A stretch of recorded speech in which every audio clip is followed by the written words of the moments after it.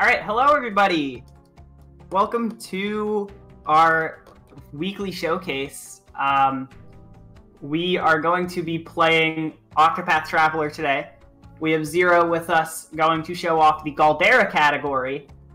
And it's going to be very exciting. We have our main event in 3 weeks, so we have a lot of showcases coming up in the weeks before the event, and we want to show more games. So with that, Zero, take the lead. All right, hey guys, I'm Zero, and I will be speedrunning Octopath Traveler for the Galdera category. Are we good to go? Can I start whenever? Yeah, we're good. All right, so on timer and on go. 3, 2, 1, go. All right, 3, 2, 1, go. All right, so Octopath Traveler is pretty cheap. Gives you a really reliable start. So, start of the game, we got to do some characters chapter 1. We'll be doing Trust on 1 right now, where you kind of just learn how the game works, gives you some intro, guides you through some of their abilities. So, every character in this game has a certain job to them. It's like a class. Trust is the merchant of the game. There's 8 base classes in general, and merchant's really overpowered. So, we'll be seeing a lot of that early on, at least. Starting off with the side quests here. Nothing too interesting at the moment. We're just running some errands, and then we'll be going to the first dungeon briefly. For anyone that's familiar with this, there's 2 big routes that are used for this category. I will be using the OP Sorcerer route, because I like it more. And it's a little bit more reliable, in my opinion. Better for marathon safety. Also, if this doesn't look amazing, I'm sorry, I haven't ran this in a bit, so this is definitely a bit of a rusty run. But there we go. We just did our chapter 1 stuff. This game has cutscene skips, so I won't be going too much into the story. I'll try to explain things as I go along, but for the most part, I'll be glossing over it. So this is the first battle. I'm just gonna break this. So you see the little shield to the left of, like, I don't want to say his HP bar, but those 4 question mark boxes. That's how many shields an enemy has. Each enemy has a certain amount of shields. And you can break shields by hitting an enemy with something that they're weak to. Right there, I hit that guy once with a spear. That breaks him, and then once you break, you have a guaranteed bleed. When you break, you also take out their turn, and you also get a 2x damage buff. We'll be using that a lot. It's primarily the main strat for every single fight in the game. You break, then you kill. In terms of weaknesses, so there's 12 like type. Wow, I almost made that all running. So there's 6 weapons. Oh wow, that's the wrong weakness. I'm rusty. We'll just run, no biggie. So there's 6 weapon types in game. Depending on what job a character has, they'll have access to certain weapons, and there's 6 elements as well. So 12 things the enemies can be weak to. 12 things we can hit them with. Yeah, the OST for this is amazing, by the way. So good. Alright, so here we got a cave. We'll actually be doing the first battle in here. If you were going for a more competitive time, you would not take the battle coming up right here. But since this is a marathon run, I gotta take safer strats, which means we're gonna take out the sleeping pirate here. Generally in an area, at least like early game, the first battle will always be the same. So you can predict what battle you're going to get pretty often. And it's not true for everything, but it's true a lot of the time. And that helps routing this a lot. It makes everything a lot more predictable, a lot safer. Right here, we're going to take out that pirate so I can get enough job points to learn a certain ability before the next boss, which I will go into when I get there. And here comes the first boss, Micmac. So they're pirates, they stole our stuff, we drug them, and now we are going to kill them because they woke up before we can get our stuff back. That's the TLDR in the story. So we used to pick up an extra item before this and use that to take out the fight, but we opt out of that now. We used to pick up a Thunderstone, but it got you a few extra battles, and it was like a bit out of the way. It ended up being a little slower. So now the strategy is we just focus down Mick first, and then we deal with Mac. So we're just gonna beat him up a bit, trade wins. And his down. And now this guy's gonna get mad at us, and he's gonna hurt a lot more. He'll attack me here. I'm gonna heal this turn. But yeah, as you saw there, I just hit him with weaknesses until I took out his shields, and then I boosted my next attack for maximum damage. I haven't gotten to boost yet, but every turn, you see those yellow circles above my HP. Every turn, you get 1 BP, and you can use those boosts BP to make your attack stronger, essentially. So, with physical attacks, you get more attacks. With skills, it charges up your skills to do more damage. Okay, this is a pretty good fight. Yeah. And so I took out Mick with a big trade winds, and now I'm gonna boost this trade winds, and he's done. Pretty smooth fight. This fight can be scary if you don't take out that pirate at the start, but if you take care of that guy, then it's pretty easy. Because the extra level just helps out a ton.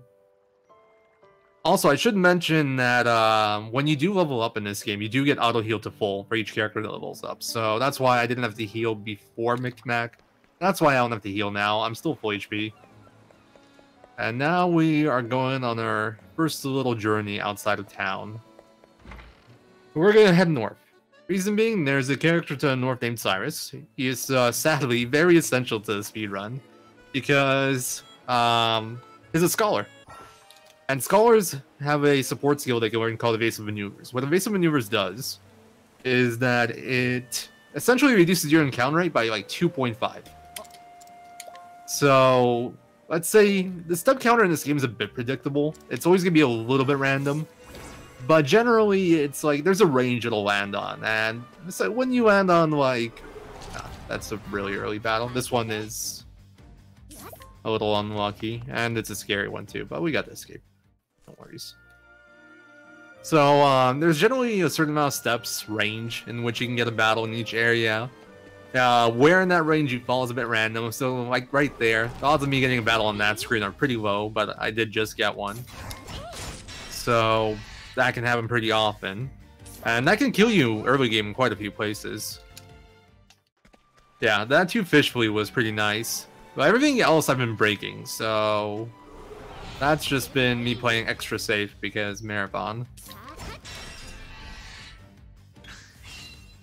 But going back to Evasive Maneuvers, what Evasive Maneuvers does, it essentially multiplies that range, or actually rather, I don't even want to say that range, because that would give it more variance, but lets you go 2.5 times the distance you normally would without getting a battle.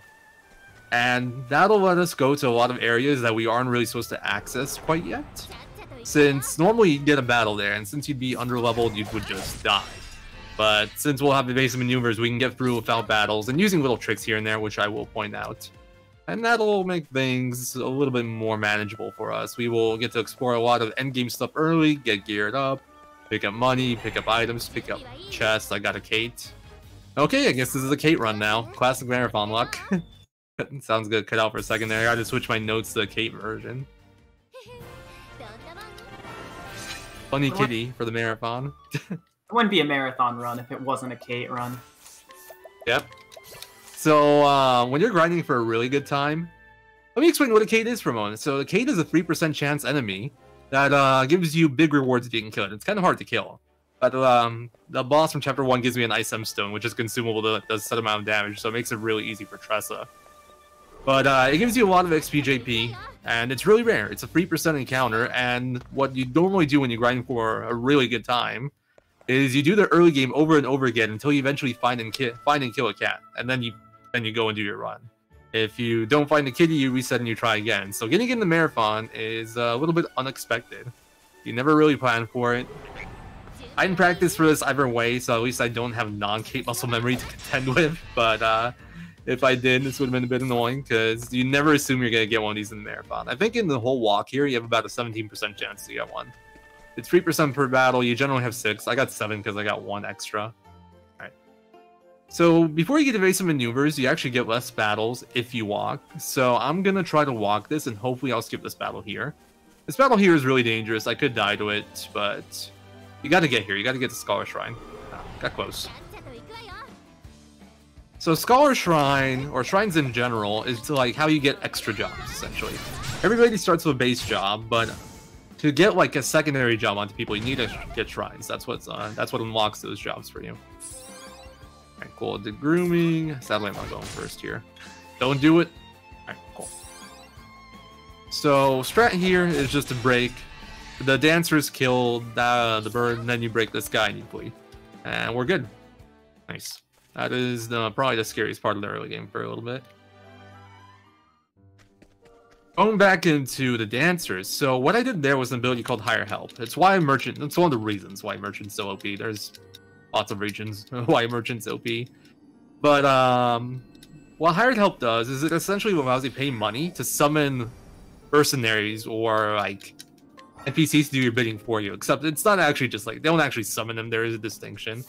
It's just the damage ability, and it's very strong. The reason it's strong is because the amount of damage you get is a set amount. It's not based off level, it's not based off skill, XP, stats, it's just set damage.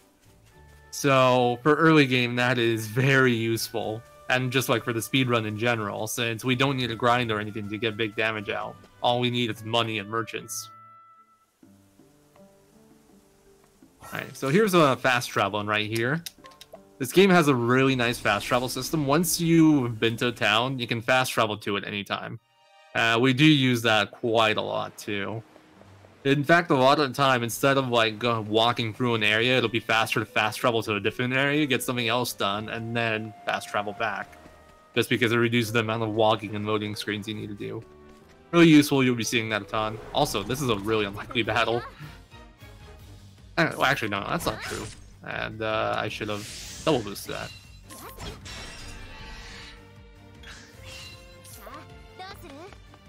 Alright, so where do we go now? You go to Cobblestone. So this is what we'll call the first exploration phase of the run. We're just gonna run around and pick stuff up essentially. That's pretty much all there is to it. We will be going to quite a few late game areas right now. Right now I'm still doing early game stuff, but we're just gonna... What? Whatever, why not? There's a second kitty. Wait. Oh, okay, that was a weird interaction. I'm just like, wait, So that guy has 4 HP. The way the Kates work is that they generally have pretty small health pools, but they take 1% damage from everything. So that guy has 4 HP, it's effectively 400. I'm just like, wait, how did I not kill him? I'm not even sure that cat was a good thing, honestly, because it'll mess up my XP routing a little bit in terms of like the timings on when I get my level ups. I'm specifically worried about one fight in Chapter 4, where I want to level up off of one of the fights because it leads into the next one. And I'm pretty confident that Tressa might not level up now. I have to keep an eye out for that. Alright, but we got that done. Now we're going to run back this way, and we're going to do some of the exploration I was mentioning earlier. Classic, though. Marathon Run, we get 2 cats. That's Octopath Traveler in a nutshell. Also, you saw one of those bandits miss there. So Hired Help generally won't miss. It will hit pretty much everything, with the exception of Kates. Kates have the highest evasion in the game. I'm pretty sure it's just maxed out 999 evasion. That's the only thing, as far as I know, that can miss. I think there was one exception somewhere else. One of the secret job fights, which I will be explaining later on. If I recall correctly, there was one other fight where that can miss, and it's really rare. But besides that, Hired Help is pretty much a guaranteed hit. Alright, so this pass right here is the first dangerous screen we go to in the run, outside of the Scholar Shrine one. If you get unlucky, you'll get a battle with a bird and a ram here, and normally it's kind of dangerous. Tressa handles it pretty well though, because bandits break and kill one, and you just guaranteed flee next turn. But this screen right here has killed many runs in other categories, and like even in this category for different routes for Cyrus Start. I will be going for it's not much of a yellow Tressa, but I'll be going for the riskier path. I can go and leave. I can go south here and leave the screen and come back to reset my step counter, or I could just go straight this way, which is where I need to go. And I'm just gonna go straight here. Speaking of, that's one of the things you can do to reset step counters. You can, every time you enter a new area, with the exception of Mantis, pretty much, you reset your step counters, so you get a whole new, very long step counter thanks to evasive maneuvers, where you probably won't be getting a battle, at least hopefully. The other way to reset a step counter is right here, where you just save and you quit. So I'm going to do that. I'm going to save and quit here, and then I'll be able to make it to where I need to go. If I don't, my odds of making it to the next shrine, to the west over there, are really low. This will be used a decent amount in the early game. Once we get to, like, mid-game, you don't really do as much saving and quitting just because it's not really efficient. It's faster to kill battles than it is to save and quit to avoid them for the most part. But at this point, you definitely don't clear battles well or at all. Like, if I got the battle on this screen, it's 3 Buccaneers, and I essentially have no way to clear it. So it's like guaranteed death, pretty much. Pretty spooky fight. Let me scroll down my notes a little bit while I have a chance.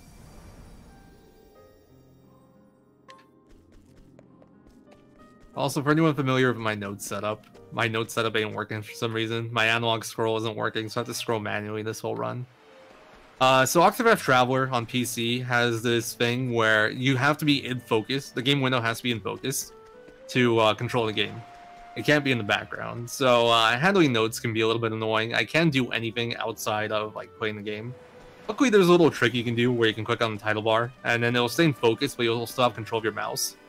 Now you can put your mouse over the notes or whatever, and you can scroll. You can scroll with the scroll wheel, but it's still not as comfortable just using your controller to scroll, which is how I had it set up before. Just for some reason didn't want to work today. All right, so that was Gold Shore. That was like a mid-ring town. We will be revisiting there at some point, but right now we're just going places, entering them. Partly to reset our step counter, but also to tag him for later. So next time we do need to go there, we won't have to run back over there. We'll just fast travel. That's what a lot of the early game just like consists of. You just run around and tag a bunch of places, pick up chests. That was a 20,000 leaves chest right there. Leaves being the in-game currency in this game. You just run around everywhere, pick up all the stuff you need to pick up, so forth. This screen right here is also kind of dangerous. It's a bit of a notorious screen. If I get a battle here, I'm pretty much just dead. Going into flee rate, so we don't know the exact formula for it, but generally the stronger the enemy, the harder it is to flee, and I'm like level 17, which is abnormal. If I didn't get 1 Kate, I'd be like level 5 maybe. If I didn't get 2 Kates, I'd be level 14. But the danger level for this area is like 40-something, meaning that the game wants you to be about level 40. For this segment, which I am not. Alright, we're gonna buy this adamantite shield. Press's other ability, which we haven't really used up until now, is purchase. Do I buy this here? It's been a while. No. I gotta actually read my notes. Let's still purchase from you.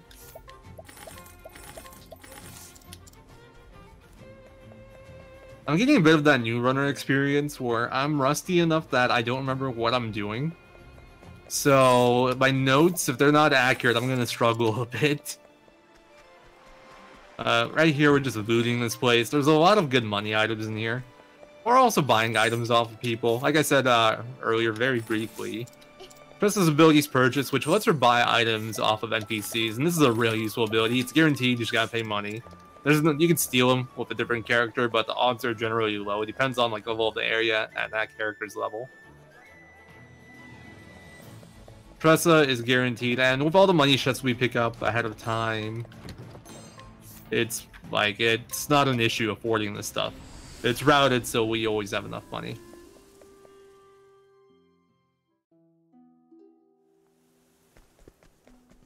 Alright, so now we tag a few towns and Quarter Crest. Also didn't pick up, didn't mention one of my food items over there. So I went, after that save point where I saved and quit, I went south for a bit and I picked up a chest. That chest was a Thunder Owl Soulstone. I did use Soulstones very briefly, I've mentioned before. I used one to get the Kate kill outside Atlas Dam. What a Soulstone is it's a consumable item that does a set amount of damage. Once again, doesn't care about your stats, doesn't care about level.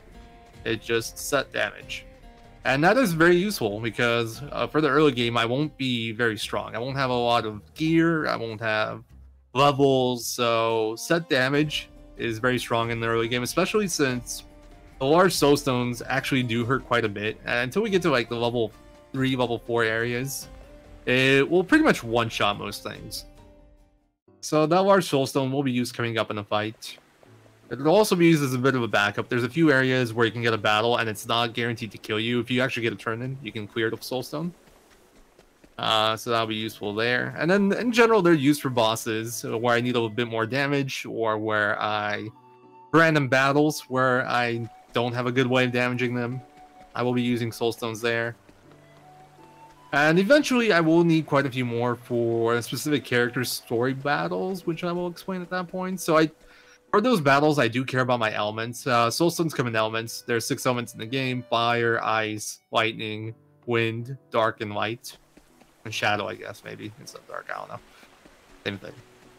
But the elements do matter. Sometimes I'll need to hit weaknesses on enemies with them. Sometimes they'll always have a purpose. Well, not always. They'll sometimes have a purpose. Sometimes any soulstone works. Sometimes I do care about the elements. So that's one of the difficulties in managing this run. I do care about what soulstones I use, what elements I have.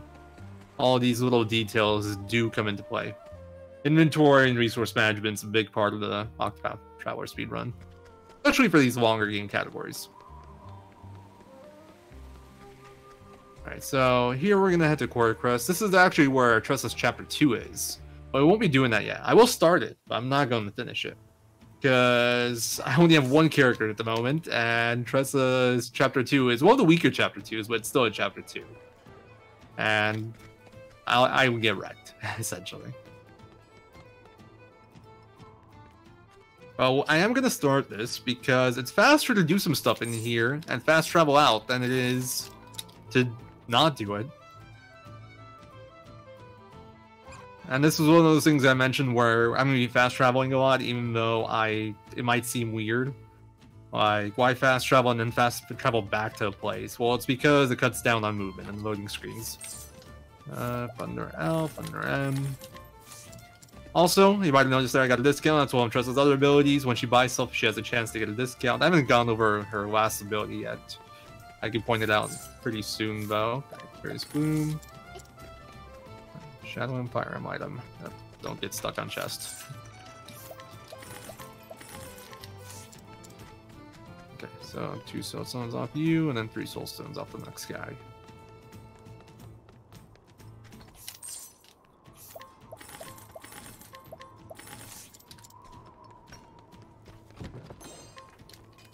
That chest right there just had a fool's gold ore, just a gold item that sells for 4,000.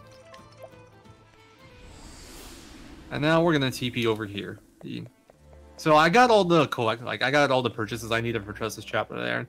And instead of running back out of town, because I actually have to go back there right now to go elsewhere. But first we're gonna go over here. This is a little bit of a detour. I never really like doing this because it's the only thing we need to do here, but I'm gonna go and buy some items from this guy. The really big one of note there is the Elemental Augmenter. What the Elemental Augmenter is it's an accessory that boosts your elemental attack by 100, which is a lot. There's only 3 in the game. They're incredibly powerful items, and it only costs you 6,000. I don't know why it's so cheap, but yeah, it's very cheap. The other item I got was a Mighty Belt, which is a 50 strength accessory boost, but that's not going to be nearly as useful. That's like a very end game item. But yeah, we TP'd back to Quarter Crest, and the reason we TP'd back is because we actually want to leave Quarter Crest, so we want to be by the entrance. When I TP'd out of there, I was actually in like one of the deepest parts of Quarter Crest, so the time it would take me to run out would have been considerably longer than the time it takes me to warp out, do something else, and then warp back. And now we're going to get our second character finally. Man, that was early. I'm just gonna try to run. I'm level 17 game. This is like a level 1 area, come on. I'm a little bit over leveled. I should not be failing escapes. Oh well. Yeah, the fleet rate in this game it's something. That's the way to say it.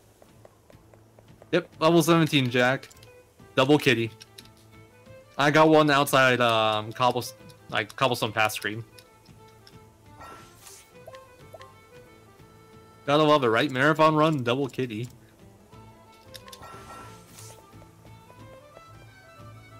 Alright, so there we go, we got there, and basically he wants to break into this, he's a thief, and he wants to break into this manor and steal something called a Dragon Orb. just because, pretty much. And you know, Tressa's a nice, considerate gal. She's a very kind person, so she's like, yes, of course I'll help you rob this manor. Honestly, all the characters in your game, the nobles, the rogues, they all agree. Yeah, let's just go help this thief break into this manor and steal something. Sounds like fun. It's one of the weirder plot interactions. Alright, so depending on who goes first here, I change my action up a bit. There we go, we just break and we flee. If Tressa was first, I would have just done bandits and killed them. This battle is consistent. It's always that one Revis guard, so you just play it based off turn order, and turn order in this game is fairly random. Speed is a stat that exists in this game, but it's not very important. Well, it is, but it's very random when it comes to turn order. Thunder Elf, there it is. Alright, Tressa should be faster considering she's 16 levels up at this point, but she's still 1 second there. I think she actually went last. And we'll see that a lot throughout the run, where it's just like, what is this turn order? Why is my slowest person going last? Or my slowest person going first, and my fastest person going last? And that's going to be a recurring theme. We do still play around the speed set, though. It puts the odds in our favor if we set it up however we want the turn order to go, but it definitely doesn't follow that like a strict rule. The game decides what it wants to do. Also, I'm not purchasing here, I'm stealing here. There we go. So, the important item there was a Nourishing Nut. That's gonna... I haven't talked about nuts yet. Nuts are a consumable permanent stat boost. There's a little bit of amount in the game, and I do want to boost my stats for certain segments. HP nuts are generally just so I don't die. There'll be nuts that give me elemental attack or physical attack or other stats that are useful. And part of the trickier routing of this is just figuring out the optimal setups for that sort of thing. Figuring out how many nuts you need, can you skip any, who do they go on, what battles do you cover properly in terms of ranges. So far I haven't done any hard fights, but there's definitely quite a few fights in this run that could have killed you before in previous routes.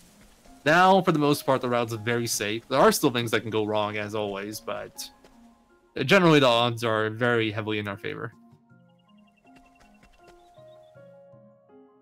Yeah, I'd recommend it. I got it for 60, I think. Twice in a way, and I have not regretted my decision. For 30, I definitely get it. For anyone who doesn't know, there is a Steam sale going on for this game right now. Half off, $30. Good value. Oh man, my controller here does this too. My controller's a little bit bad. It auto turns sometimes when I let go of the analog.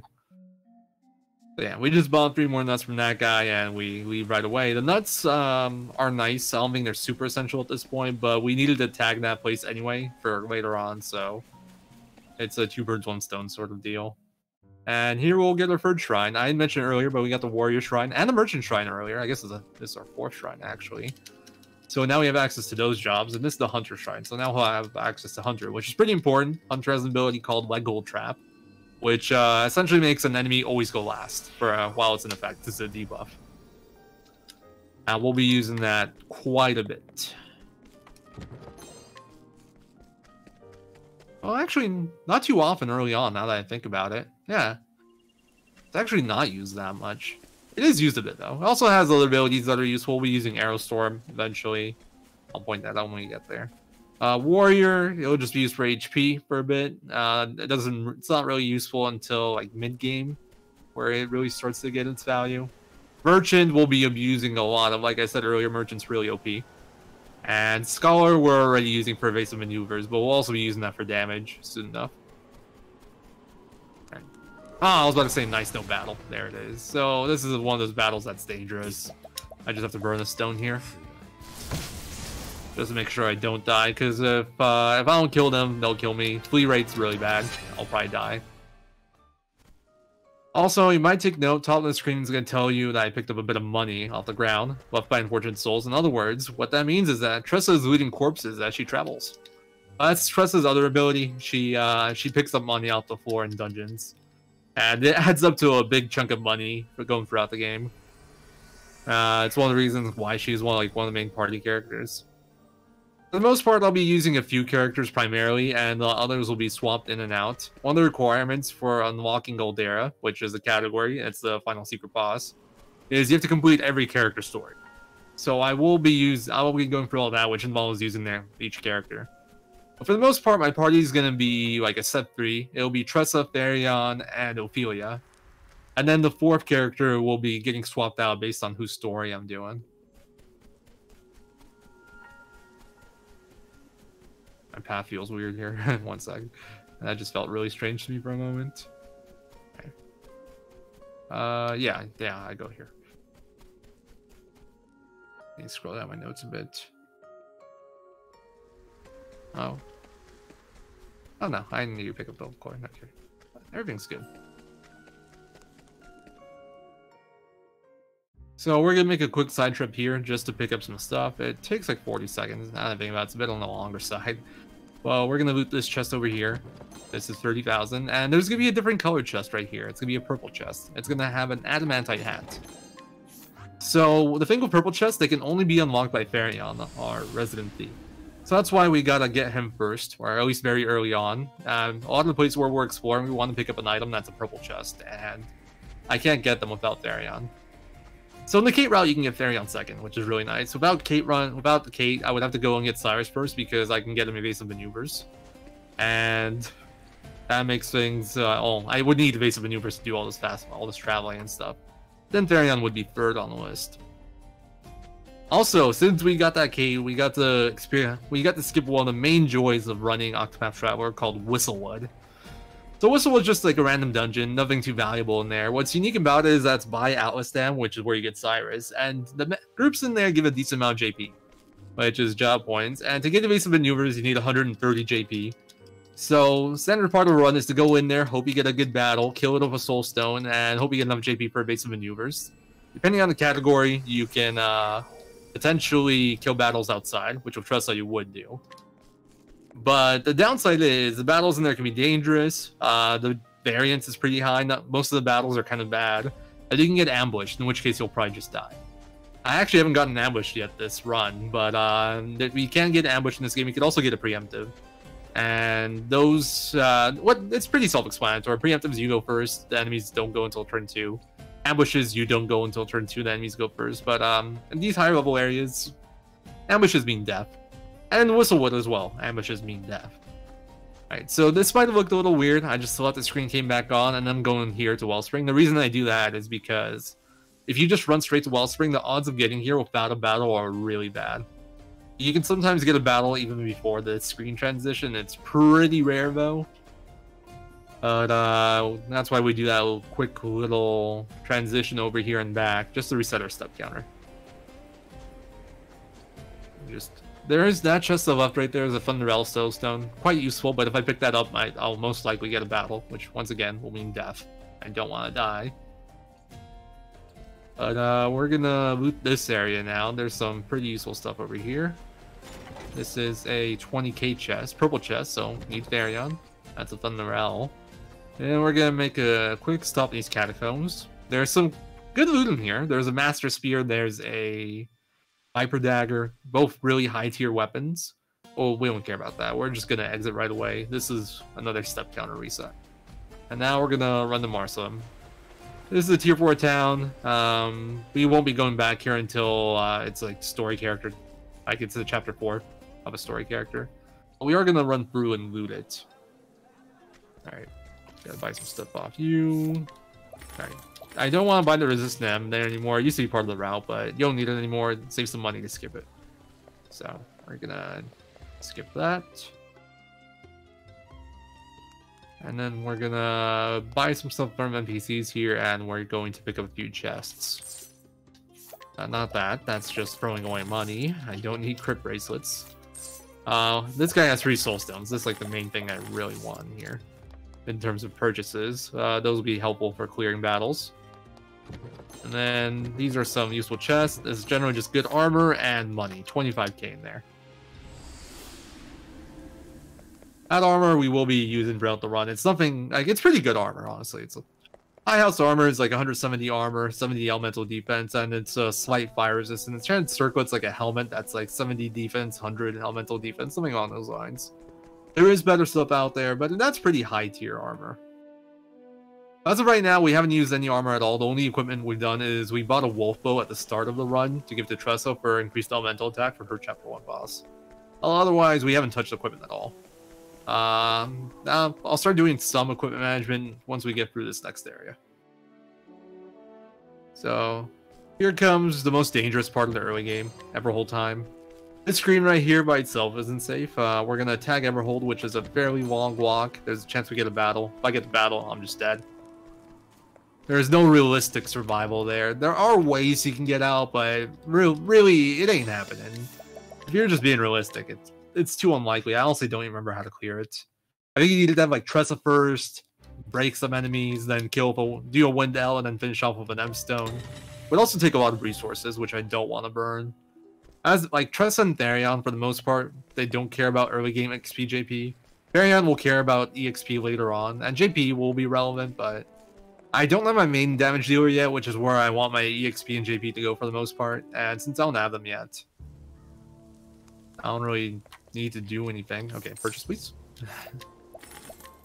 I was hoping for a discount. So I bought a pretty expensive thing there, the Sorcerer's Robe. Cost me 38,000. Also bought an Elstone, but the Sorc Robe is one of the best pieces of armor in the game. It's like 300 something elemental defense, and also gives you a good chunk of elemental attack. I'll be using that to buff my main damage dealer later on. Yeah, I agree. This art style is amazing. I love it. The sprite work is so good. Alright, so that's another save and quit there, just to reset the counter. And now we're going to go into the most cursed place in the run. We're going to go into Everhold Tunnels. This place sucks. Disclaimer. It just, for the most part, it's not that dangerous. Well, if you don't get a battle, nothing wrong with it. But if you get a battle, it's just basically guaranteed death. And the deaths here take forever because the dungeon's long. You get put outside the dungeon when you die, and it just takes ages. Also, I haven't really mentioned it, but when you die, you have a prompt to like continue or give up, return to title screen. And if you continue, you just reload your last autosave or last save. Alright, nice. Made it.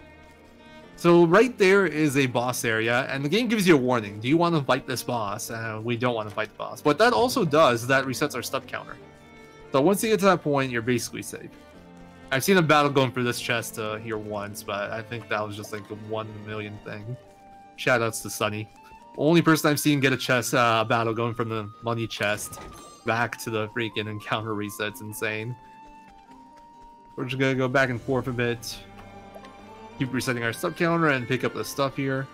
There was 30,000 leaves. The purple chest was a knowledge staff, which will get a lot of use. It's like a 333 elemental attack staff.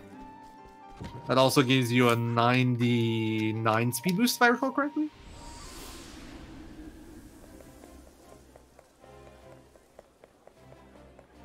Alright, so optimize, elemental augmenter, and then optimize. There's my first equipment menu.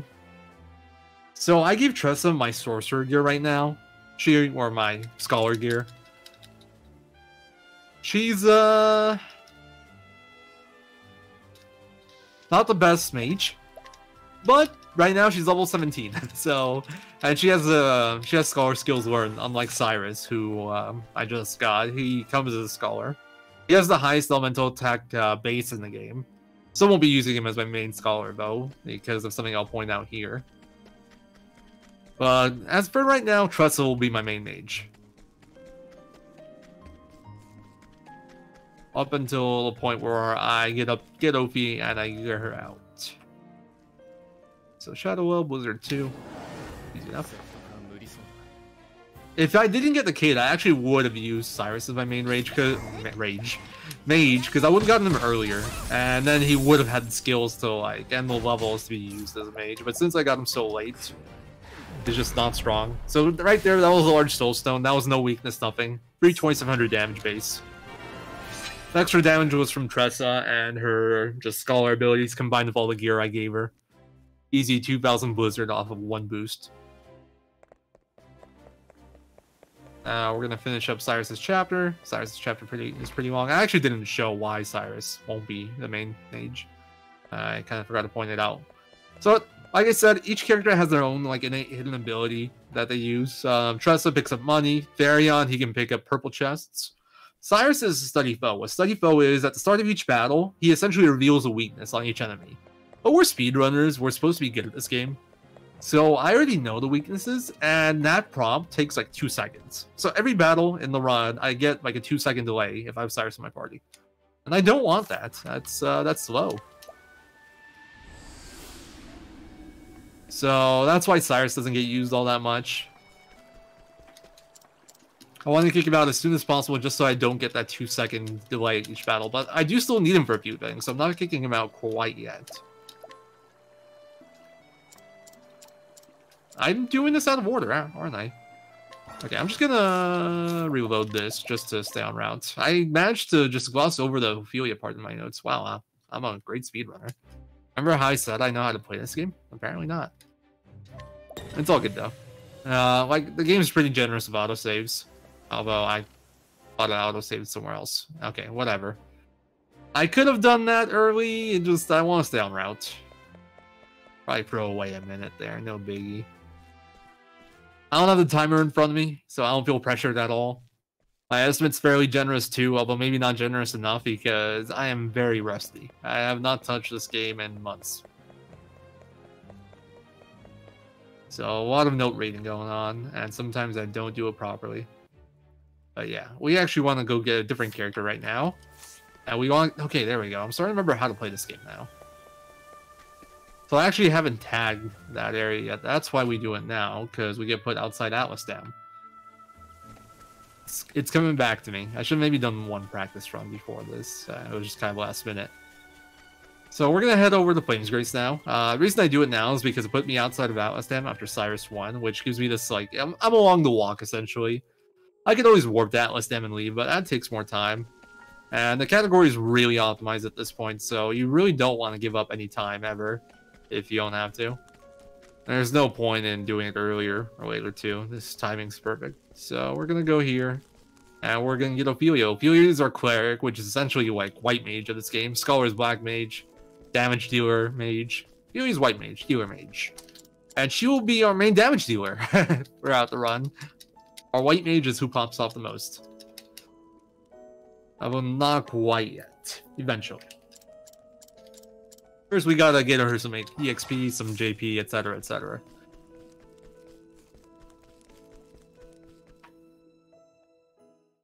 So we're gonna go run through. She actually has the longest Chapter 1 boss fight in the run as well. Outside of Trust of Chapter 1, just because it's the first one, you don't have resources yet. But every other one, Chapter 1 boss is a 1-turn fight. Hers is a 2-turn, because Guardian is actually a tanky boy. Has like 8,000 HP. So without breaking him, it's kind of hard to do enough damage to 1-turn it. It would take too many resources. Even if he had like soul stones he was weak to, it would take 2 soul stones plus extra, 2 large soul stones plus extra damage. The only thing that might be tankier than Guardian, I think, is Gisarma, which is Han's Chapter 1. But we'll be doing that way later on where we're pretty OP. And it'll be a joke. So, nice little thing about Ophelia Chapter 1 here. You get a cutscene here, which resets the step counter. So the odds of getting a battle in here are very low, but it can happen. So I got sneeze. Alright, what's the turn order? Not a good turn order. Blizzard... So I want Tressa early turn 2, and I would have liked if I had 3 characters before this guy, but overall not a big deal, just a little bit of time loss. Doesn't matter which stuff, right? So for anyone that missed it, I used the pomegranate on Tressa. What a pomegranate does is essentially gives BP. And I use that BP to buff out that Blizzard. So that was 6k Blizzard from Tressa. Scholar gear is pretty good. If I didn't give her that palm, it would have been like 4,500, and that would have been short, like 1,500 or so. The damage there is pretty well routed. You do a little bit over his HP. Some fights, like the damage can be very tight. In fact, some of them become ranges where it's up to like RNG rolls. And some of them are very free, and you just overkill like crazy. That was one of the ones that's tighter, but it's not a range. You're guaranteed to kill. Alright, so we swap out Fairy on here. That's literally the only time we don't have him in our party in this run. Reason being is the only person I can really kick out without messing with my routing for our path actions. I haven't really used the other characters' path actions all that much, so Fairy has Steal. We saw that briefly, which lets you steal items from NPCs. There is a chance of failure, though, and I'll go over what happens if you fail later on. Cyrus is Scrutinize, where you can get info from characters. Sometimes you need that for story stuff, sometimes to unlock something, sometimes you can find a hidden item. That does get used a bit more often than I'd like, because generally when you need it, it has a high chance of failing. And, well, I haven't shown what happens when you fail path actions, but we'll probably get to see that fairly soon. I have an important one coming up. Ophelia's Guide, which is mostly used for story reasons, lets you, like, get an NPC to follow you and you can summon them in battle. Sometimes that can be useful. It's not useful in speedrun, really. You just use it for story, side quest stuff. And Elephant is Inquire, which is like Cyrus' Scrutinize, except it's guaranteed and it's level-based. And that if you're not high enough level, you can't do it. Okay, Shadowell.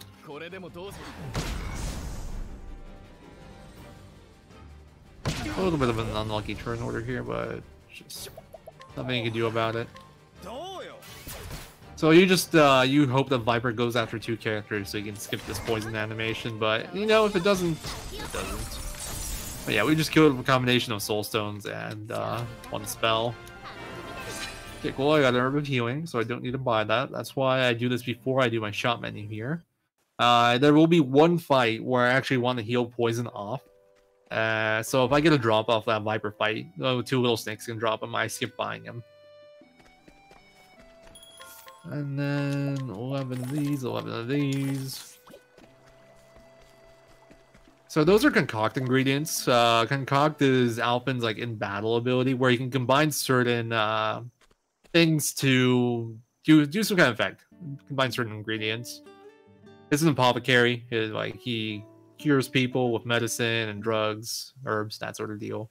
And Concoct is actually incredibly OP. If you're playing casually for the first time, you probably won't know, like, you won't see its value. I didn't see its value when I played casually. I barely used Alpin. But he has some really overpowered stuff with Concoct. Alright, so now I'm just TPing Sunshade. The reason I do this is because it puts me a little bit closer to where I need to go next, which is Saints Bridge. Right now, we'll be doing Ophelia's main story. We're finally done with the Chapter 1 stuff for a bit, and we're going to be doing Chapter 2, 3, and 4 for Ophelia. The reason we do Ophelia first is because when you complete her Chapter 4, you unlock a side quest that gives you a certain accessory called Badge of Friendship. What that does is it gives you 1.5 times the normal job point growth that you get from battles. And that is very useful. It's essential, really. If not, you'd have to grind for extra battles and stuff. There are certain abilities we need to learn, or certain equip skills we need to learn before we get to certain fights. Also, to the southeast right there, there's a Apothecary Shrine. That's the only shrine in the run we will not be getting. Now it's like one of the last additions to Galdera speedrun right there. Before we used to get all 8 shrines, now we get 7. So we do want to start Chapter 2.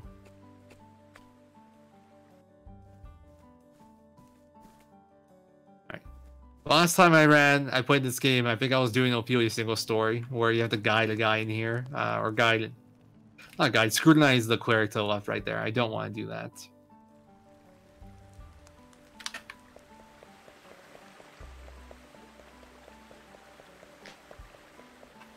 Alright, let me scroll down my notes a little bit. Alright, so here's the thing I was talking about. I gotta get a scrutinize on this guy, and his is a bit of a dick. Doesn't really want to talk to you. And I got the first try, wow. Okay, well now I feel bad. I'm like, I called him a dick, and he just gave me first try scrut. Alright, change party, and now we swap out Cyrus for Fairy, and that's what I needed Cyrus for. I don't need Cyrus anymore, so I can move on and do other things without him, which means no study foe text at the start of each battle.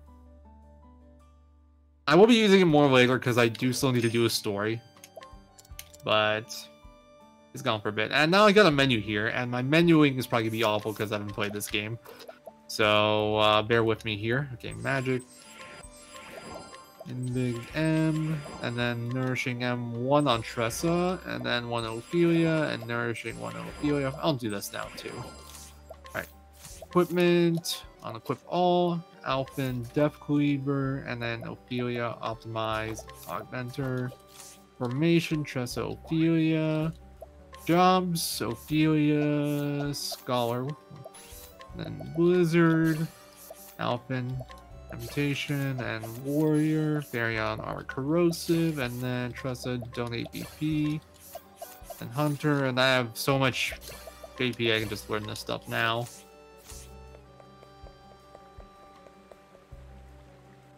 Alright. I'm deciding if I want to heal now. For the most part, I'll be near full HP. The only HP I lost is from my class changes and from the nuts. I'm just wondering if I want to actually do the menu for it, or if I'm fine with that. I'll just do it without it. I'll stay on normal route. I won't play things extra safe for a second marathon. Cool thing about this run is that you have auto saves everywhere. So if you die, it's not a big deal. I don't have to make safety saves or anything. It just, you have to go through the screen again, which sucks and is slow, but it's fine for a marathon setting.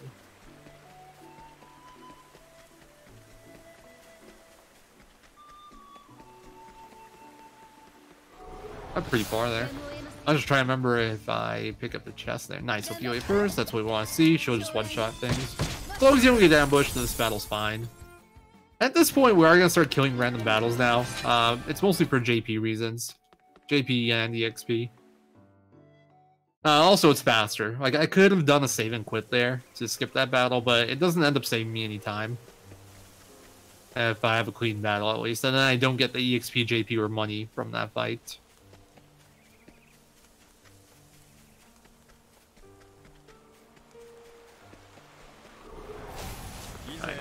This battle, Ophelia isn't quite strong enough to handle well, but we have Soul Stones. These are what the Soul Stones are for. So, I think the highest enemy there has like, I don't remember, just under 2k or something maybe. Also got an Essence of Palm, that's good.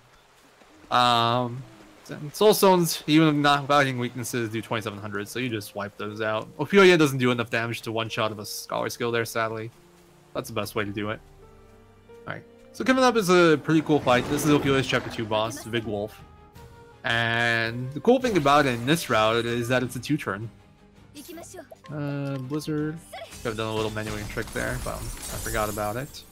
Let's attack. So here's an important ability of Baron. It's called Armor Corrosive. What it does is it reduces the enemy's defense by 1.5. Let me just do this menu first. So I mentioned earlier that vets don't gain anything by like stat buffs and debuffs.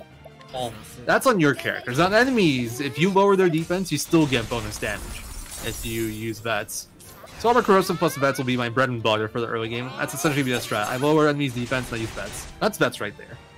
I paid 30,000 right there, but it's well worth it because we do like 27,000 damage. That wasn't even fully boosted. And then the extra damage we pick up over extra characters. Alpha may be underleveled at this point, but we gave him a Death Cleaver, which is the second strongest axe in the game, I believe. 380 attack, I think, off the top of my head. And Amputation has incredibly high base damage. So he does good damage there. Ophelia of Magic puts in work. And it's a pretty straightforward 2-turn fight. Okay, so we got first try scrutinizing this, so I didn't get to bring it up. But what happens is when you fail a path action is you lose reputation. And if you lose reputation, well, you have 5 reputation in each town. If you lose it all, you gotta restore your rep, which costs money. So I'm quite fortunate that I didn't fail that. Okay, buy, then sell gold items. Okay, equipment. Okay, minus adamantite shield, empowered bracelet. Alpin 2 bracelets. And then bracelet and bracelet. Jobs, Ophelia, Lightning Blast, Spearhead, Insight, Merchant, Donate BP, Hired Help. This is just my second round of teaching skills and stuff. Dancer, right, and Peacock Mole. And Tress already has her stuff. And then I'm gonna finally equip some more support skills. Show goes on. I could have delayed the show goes on there. I probably should have. Just doesn't do anything at this point. And this is where Opioid Chapter 3 is. Really important that I pick Chapter 3. You can start off in Chapter 2 here, since that also takes place over here. Alright, let me scroll down a bit. I hate not having my controller scroll for this. It feels so weird. So I'm gonna pick up this chest real quick. That's an easy 4,500. Or just gonna do story stuff. The lady to the left right there by the entrance, She actually has a Scrutinize for a Windell Stone. That's one of the nice things about having Cyrus there. You can Scrutinize her, pick up a Windell, hit an item, but yeah, I don't have Cyrus with me.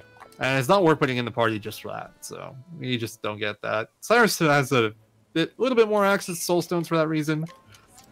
There's plenty of Soul Stones or like items that only he can pick up, or you can only pick up efficiently with him in your party because he has Scrutinize. A lot of the time there'll be a probability. That one's actually 100% with Cyrus, but Alpha needs to be level 20 to inquire her, which is just silly. Alpha's inquirability in this game is a bit of a joke in that it needs like really high base levels to work for no real reason. Alright, but we got this done. So right now we need to go back to the entrance of town, and that's a long walk. So instead we're gonna teleport out to Still Snow. And we're gonna do something here. We're going to make a trip over to Northreach. Northreach is Farion's Chapter 4 town, and there's some pretty good items there right now. So I'm just going to head over there, pick up the items, tag it for later, and then move on.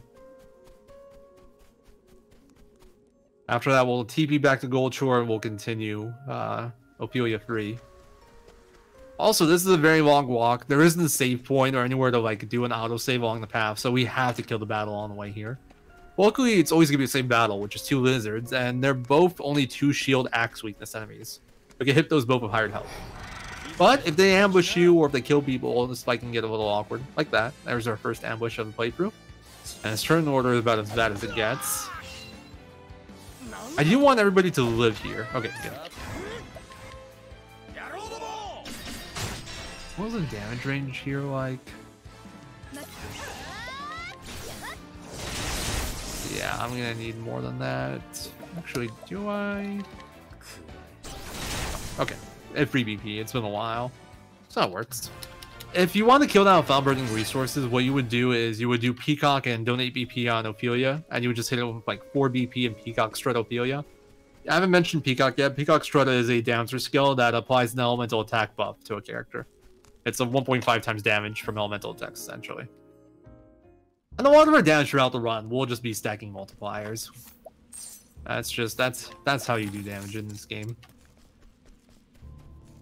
Alright, so I'm gonna purchase some stuff from these guys. The gold items here it's weird to buy gold items, but he actually sells the gold items for less than they're worth. So I can just resell them later and get money that way. And it ends up giving me a profit. And then we're gonna pick up this chest here. Master's Longbow. We don't actually use it for like fighting, we just sell it. Alright, Ophelia gets a necklace, and then Tressa gets the other bracelet, inventory, grape, and then Magic L, Ophelia, Resistant L, Tressa. Alright, there we go. So there's Matthias, we'll see him soon enough. You don't actually have to talk to him for story, even though the game tells you, like with the green cross on the minimap, that you should. Green crosses on the minimap are basically where you need to go for story continuation. So this screen here, it sucks. It's notorious in single story Ophelia runs because it sucks. If you get in the battle here, you gotta kill it or run from it. We got the battle, which sucks. We should be able to kill it fairly quick though. I don't know if this does enough. Let's try. That's my last M-Stone. I'm not gonna do that. I'm gonna play a little bit on the safer side and just kill him normally. I should maybe pick up the extra M-Stone in Goldshore. I'm running kind of low. I don't remember what the M-Stone management's like anymore. It's been too long. So, I'm down to 1 M-Stone, which is lower than I'd like. It's actually faster if you don't cutscene skip there and just mash, but I forgot. It's 2 text boxes, but the difference is if you cutscene skip, the game doesn't let you move right away afterwards, but if you mash text, the game will let you move instantly after the cutscene. Alright, so I actually can use save and quit here to skip the battle, but I'm not going to because I still want XP and JP. And yeah, that's this battle's a little scary actually. Don't ambush me, don't ambush me. Okay. But Farion first. Okay, how are we doing this? This is very awkward. I think just like this. Light Elstone's really good early game because it clears the cultist, which we saw there, the guy that we killed at the front. But there's a bit too many of these guys, and not all of them die to that. They all die to this though. Alright, well, I don't really care actually. Nope. boss fight can't kill me, even if I don't heal. Right side, I got a 5 group, so I get good XP JP, although the Sentinels generally don't give that much XP. That battle right there can be very scary. If you get ambushed, I've seen it before, where you get ambushed by that fight, and they get full 10 turns before you can move. They all get automatically go, like, you don't get to move turn 1, then turn 2, their turn order is randomized. So, that fight's spooky.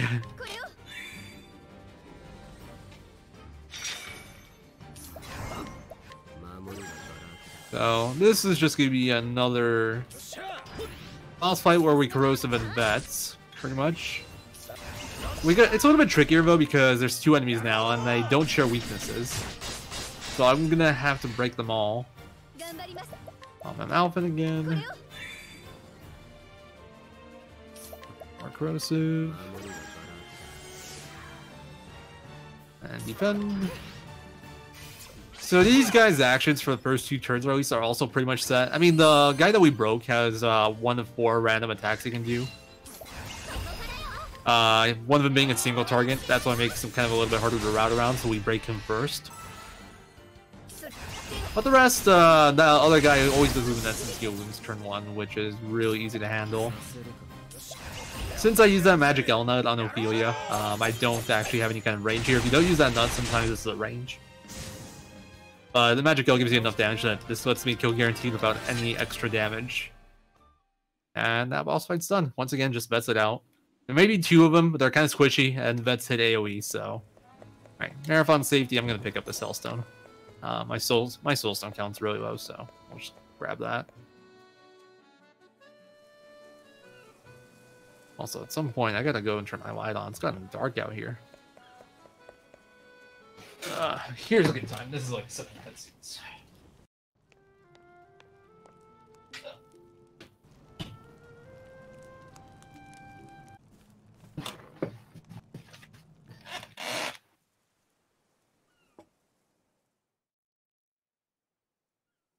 So TP Noble Court, Guide Aspiring Actor by Palm Mountains. Okay. So next we want to do Ophelia Chapter 4, but not quite yet. We're gonna do some stuff beforehand, just because it makes sense warping wise, and we get a few more resources for the upcoming fights.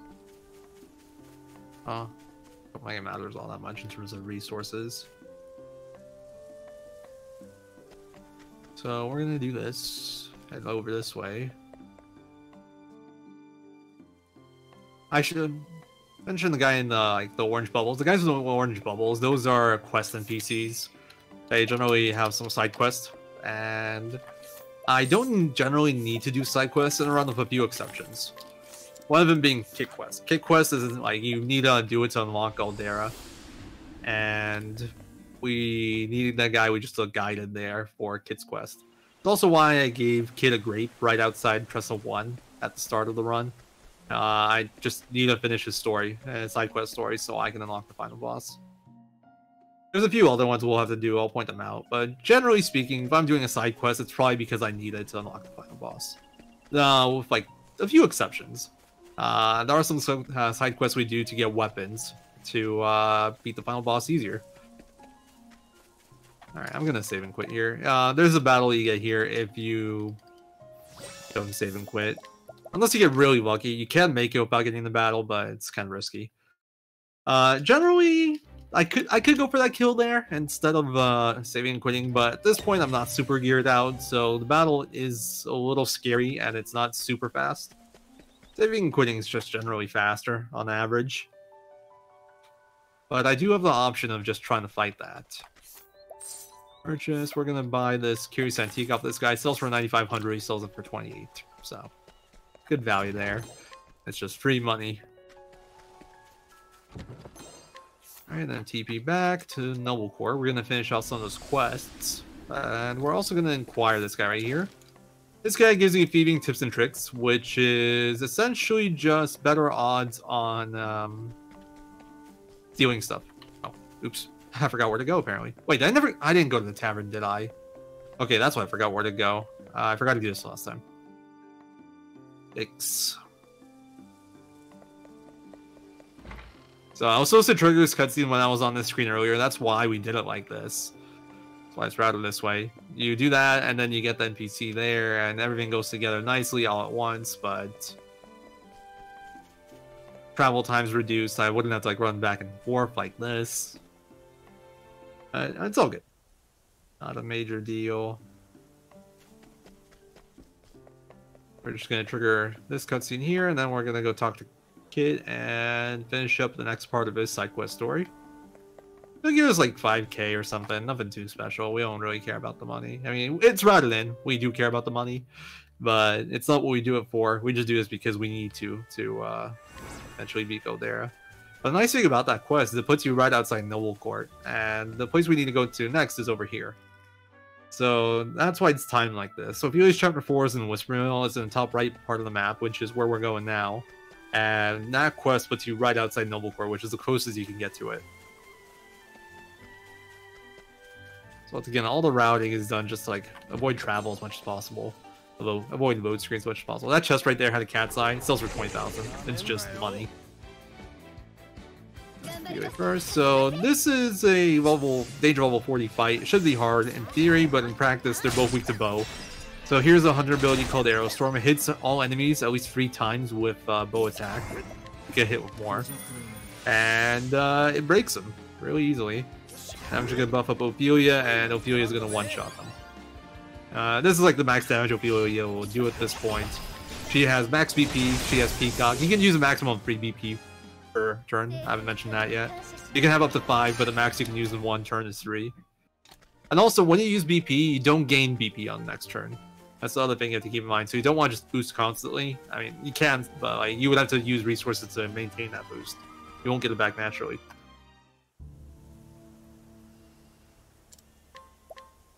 Alright, sell all gold items. I don't think I actually have to sell all gold items, though.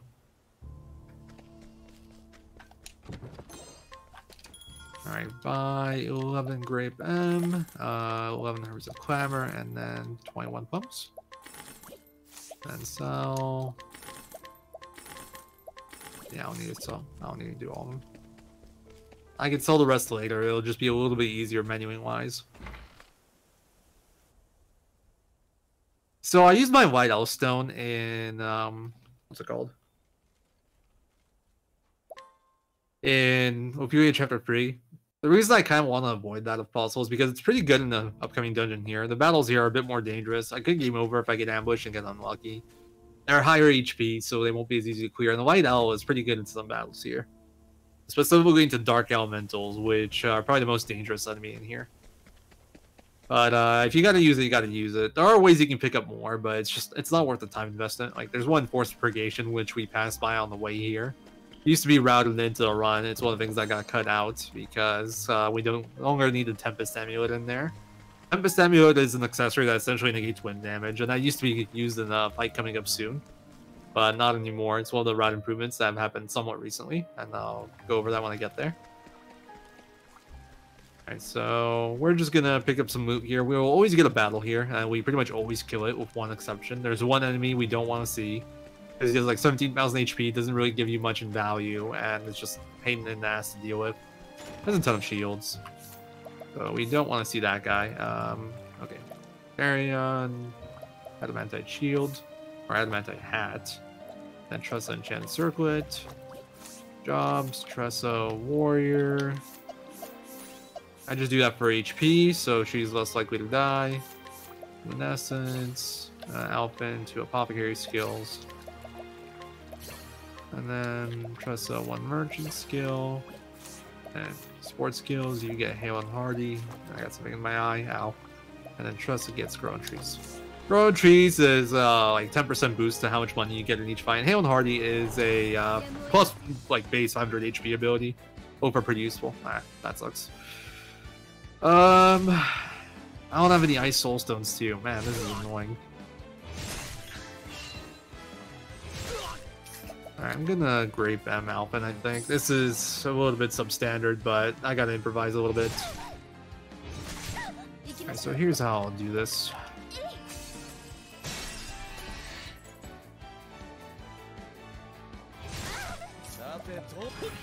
Actually, that was a little bit weird. I shouldn't have done it like that. Whatever.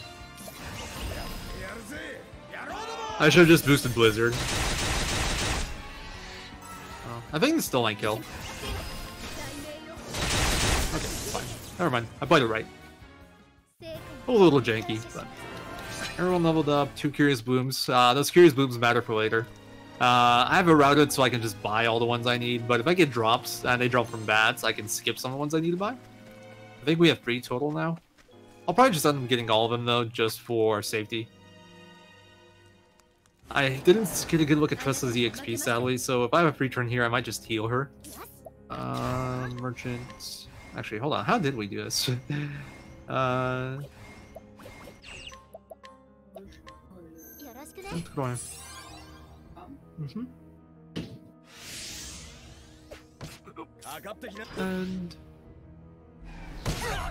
that's a little annoying. I'll invite you. I won't get a chance to heal. Oh well. We'll make do. So this fight can be dangerous if they do double soulstone, but in Galdera it's not too bad because you're just generally stronger. In single story, OP, they do double soulstone, you just die. It's over. Basic strategy, same as always, break, max damage OP. Nice, everybody leveled. That's really good. Like I said, you auto-heal off levels, and I don't have a chance to heal in between battles here. This battle goes straight to the Chapter 4 boss, so if I didn't get a chance to heal, that could have been scary. So, this fight. There's only one character that can die for me in this fight with the current setup. It's Farion. What would have to happen is he would have to get attacked, then Consuming Darkness. If that happens, well, I'm really unlucky. But, hopefully that doesn't happen. Injurious Adelwort. And... Alright, safe.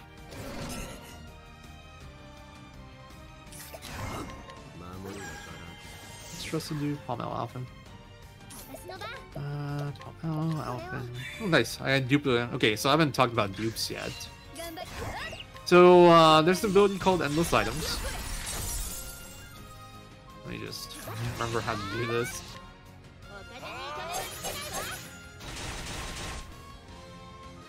Basically, with endless items, every item that's used by the character that has it equipped, you have a 1 in 4 chance, I believe it is, of getting that item back. That's exactly it. Thank you, Worry. If you played Mario RPG, think of it as a freebie. I actually messed this up, but it's fine. I was supposed to do Peacock. That was just not necessary at all. I was supposed to do Palm M. Oh well. All worked out. I got saved by turn order.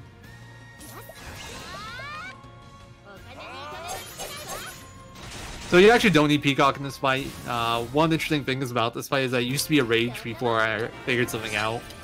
Where if you do, so you can boost the variable amount, right, up to 4. If you do 4 bets and 2 bets, that's about 1,000 less damage than the 3 bets.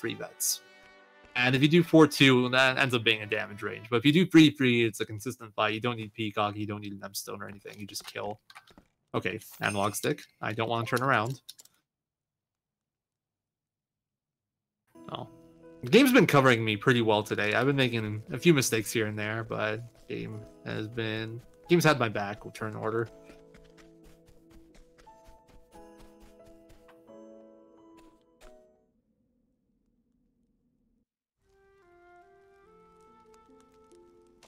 Alright, so now we're going to TV back to Atlas Dam. Reason being, I just want to get a few things done here. So, we were going to rob this guy. He has some quest item we need. And we're going to use... Okay, I didn't want to do that, though. We're going to rob this guy. We're going to try to rob him. He has a flying helm. Really useful piece of armor. And I'm kind of joking, but not really.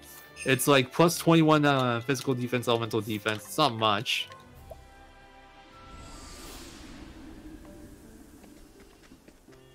Let me just remember what I'm doing.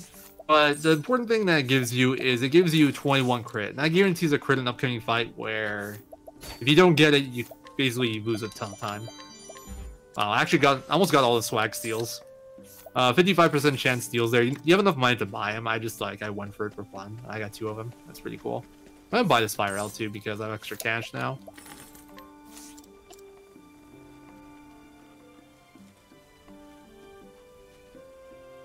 Right now, Gold Shore. There you are. So that stuff I just did to get a few nuts, get some souls, get some soul stones, and get some money. What I did there essentially gets me like a 35k or so from the quests. And now we're gonna start Alphen 1 or Alphen 2, excuse me. Reason being, this is one of those quests or chapters where it makes sense to TP out at some point. It'll save you time.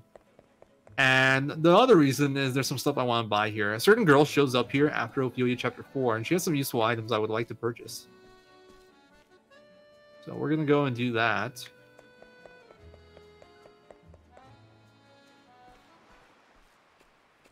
After we get to a point in the story where it matters, or like where it's fast. I don't want to go before I need to be there. Next cutscene will be around here, then I think we go back one, then next cutscene, or next thing I'll have to do will be on this screen again, and that's when we'll do it, because the girl's on this screen. I haven't really talked about story all that much, but Alphen's the apothecary. He wants to go and make the world a better place, heal people with medicine, all that sort of jazz. And he meets a fellow apothecary named Vanessa, who, same thing, basically, except she's actually drugging people and then healing them by and charging them an insane amount of money. So she's not a very nice person. So we're gonna get this Magic L. The Magic L is a big elemental attack boost, and the Sharp M is an accuracy boost, which will matter in a few fights. Alright, and that's what we want to do on this screen, and then we go Saints Bridge if I recall correctly. Right, do some purchasing here.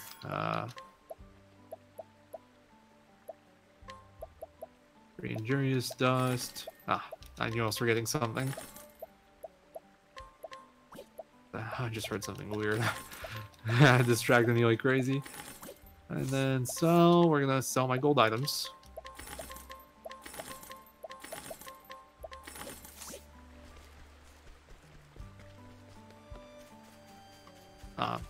I looked away and I got stuck on the stairs.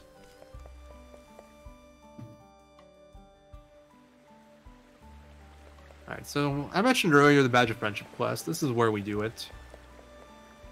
Essentially, all we gotta do is bring Nate a flower he wants to give to a girl.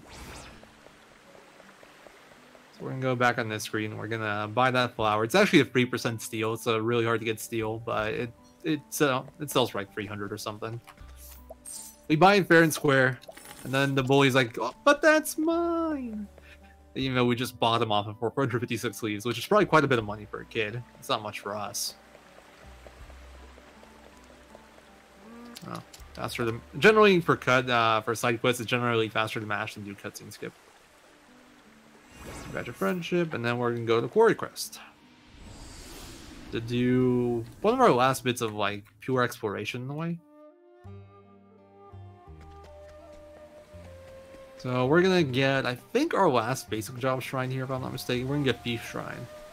And that'll let another character become a thief, which will be useful in a few spots later on. Well, actually, it'll be useful now, because one of the thief support skills is called Snatch.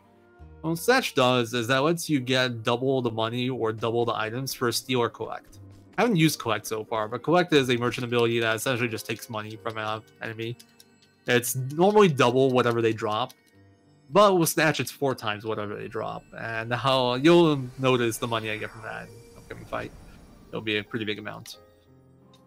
Okay, items. I should have done that a little bit differently. Okay, Nourish L, Ophelia, everything Ophelia. Alphen Optimize, Flying Helm, and then Therion gets Badge of Friendship. Jobs, Tressa becomes a thief. Where's thief? There it is. So I'm gonna give her 4 skills right now, just so she gets Snatch, which is the ability I just mentioned. Alphen gets Warrior and 1,000 Spears. And then Therion, what is this order? Eric, 4 skills. This will give me Evil Ward, which gives you a very high chance of running from battles.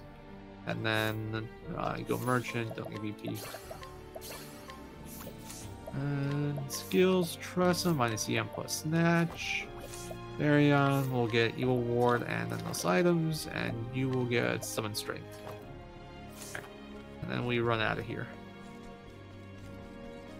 The hardest part of like running this game, in my opinion, it wouldn't be like the boss fights or knowing where to go. In my opinion, it's the menuing.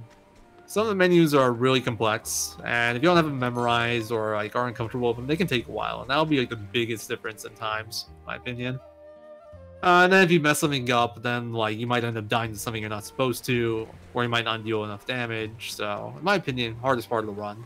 It's definitely the part that feels the worst when you haven't been playing like me. Alright, so I could save and quit to skip a battle here. I'm not going to. This battle is a decent source of EXP JP. Alright, we're gonna do it like this. Alpin's next. I should have done Mercs there, actually. I'm trolling. Alright, Alpin, I believe in you. This is unlikely to hit. Okay. This is why you don't believe in Alpin. Alright, we're just gonna do it like this. It's fine. Bandits were silly. I shouldn't have done the bandits. Tressa. Okay, I'm gonna do it like this. So, essentially 6 lightning bots worth of BP is what it takes to kill. And, again, I'm still... Okay, that's a little annoying, but not that big a deal. So that status right there is Terror. What Terror does is it prevents me from boosting.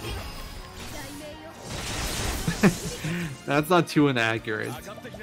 Some people are definitely awful in this. But that leaves you to about like 600 damage. If Alvin hit those exits, I would have killed earlier, but Stone finishes off the range. Also, Alvin is just barely not unleveling there. Just gonna heal him. There will be another battle coming up where I can die, so... And he has cover. I kind of want him healthy. Alright, so that's just the tag right there. We don't need to do anything in Orwell right now. That's where Alpin Chapter 4 will take place. But unlike a lot of Chapter 4 towns, it doesn't have anything valuable in terms of like loot or side quests or anything. So we do that just because it's along the way when we do all this Deep Shrine stuff. But the major reason we put this off till later is because we want to save the 5 seconds it would take to warp back to Riverford, which is the next town we'll be at here. This is Olbrecht's Chapter 4 town. There's a few things we want to do here, and if we come here early, we wouldn't be able to do them yet. But now I have all the stuff I need to do the stuff here, which would be this quest in particular. This doesn't open up until after OP4. And this quest gives you a Rev Gem and 15k, which is pretty nice. Lots of money, and the Rev Gem is very good. Alright, and then we TP back to Victor's Hollow. I can actually TP to Dust Barrel there, and it's 12 seconds faster if I don't get a battle. But my odds of getting a battle are much higher than if I take this path. This path, you can still get a battle, but odds are more in your favor. And we will be going to the Archmage Shrine. So I mentioned secret jobs briefly before. In addition to the 8 jobs that like each character starts with, and there's 8 shrines for those, there's 4 secret jobs, which are like more powerful jobs.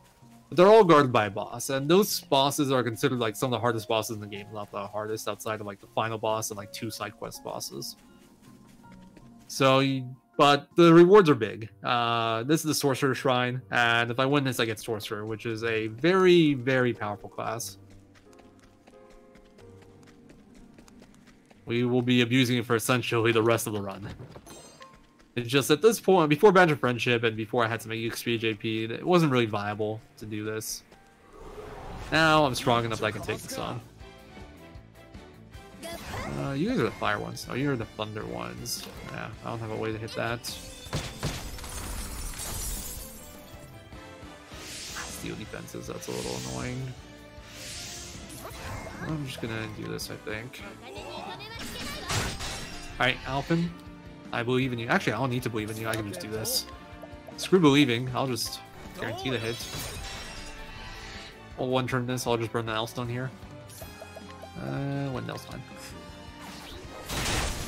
I lied. It's not a one-turn. Really? It's not a one-turn?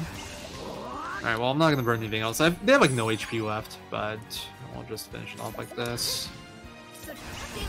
I can do a tier 2 spell.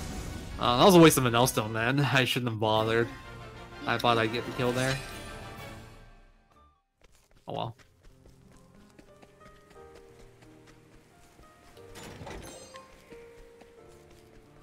Why am I getting stuck everywhere? Come on. Alright, inventory, nourish nut Altressa, and then I gotta... Actually, I don't have to heal her, but whatever. I'm gonna save here just in case. It's been a while. I messed up. It cost a ton of time. Because I would start at the start of the area, which means I'd still have to fight the random battle again. I'd have to redo the whole fight here. And I haven't practiced. There is some skill involved in this fight in terms of just like reacting to turn order. It's been a bit.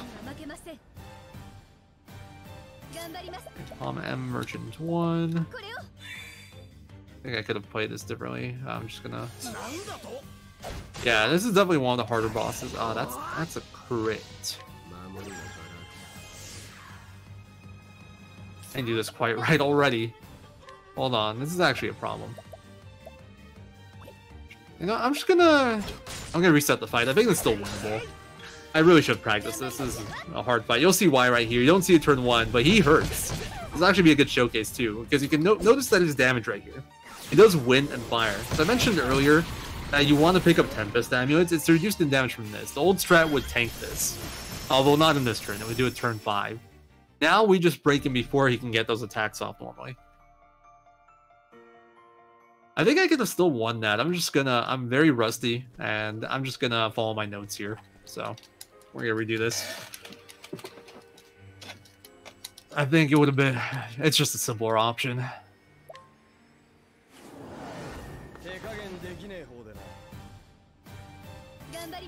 Alright, Palm Merchant 1. Hail, Traveler. Palm Merchant 2. There we go. And then Tressa does this, which is better for me. Okay, no crit this time. That makes me feel a lot more comfortable. I'm pretty sure I don't have to heal now for sure. And then you are cursed with X3. So Spearhead, what Alpin did right there, it's a spear attack that makes him go first, guaranteed. And then 1,000 Spears is a guaranteed 3 hits. That's 4 shields in total, so we get the kill there. Not needed, so I can just defend, and then you guys max merchants.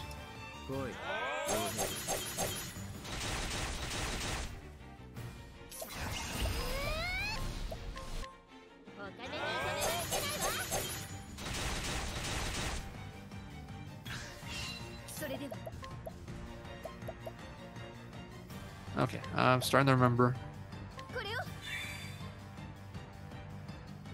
I think. I really hope I did this right. Palm version 2. I don't think I did, actually. Yeah, this isn't right. Oh. No, it's fine.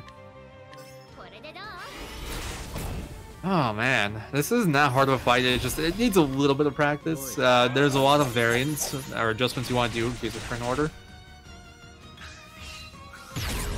And it's hurting my brain more than I'd like to admit. Alright, so 4 sword. Lightning blast. Yeah, all good. So check out this collect. That's what Snatch is for. We get 80,000 off that. Carrying on defense. And then he has 1 shield left. We're actually going to break the shield with bets. So the first hit's going to be a bit weaker, but the rest will be way stronger.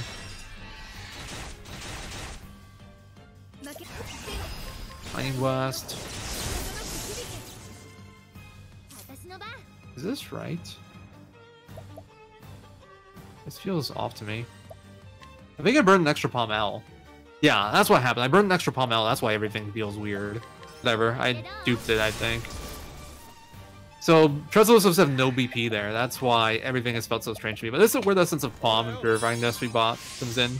Gives you 2 BP to the whole party. It's actually a huge thing. That's what lets this fight be possible. I would have liked to explain more stuff going on here, but I was trying to remember how to play the game. So this fight, once upon a time, used to be a 7-turn 7 vets fight, and he would use like wind amulets and fire resistant armor and tempest amulets to survive his turn 5 attacks, and he'd break on turn 6.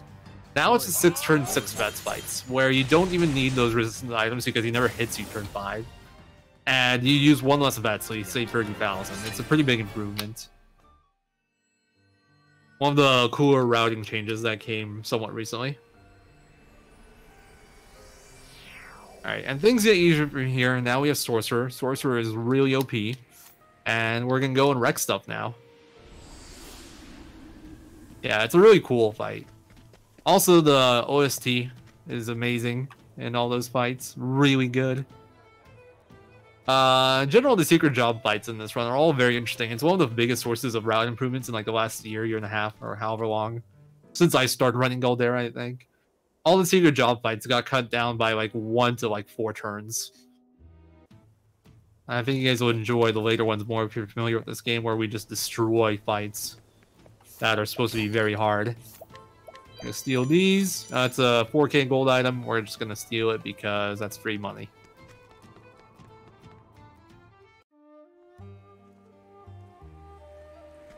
Alright, at some point I do want to do a menu. I think I'll do it now. Sorcerer, Lux Conjurer, E-Break, then Tressa, Scholar, and Dancer, Peacock, Mole, and Tressa gets some skill adjustments, minus Fine Senses, minus TI, plus Precipence, Showdown. So Precipence is a really nice ability. What that does is it prevents you from getting ambushed. So now, like random battles, even if I get one in a place where I don't want one, they won't be too brutal. I also have now I now have Evil Ward, which gives me a high escape rate. So all sorts of nice things going on now. I'm gonna run from this. I just don't want to kill 2 groups in these areas.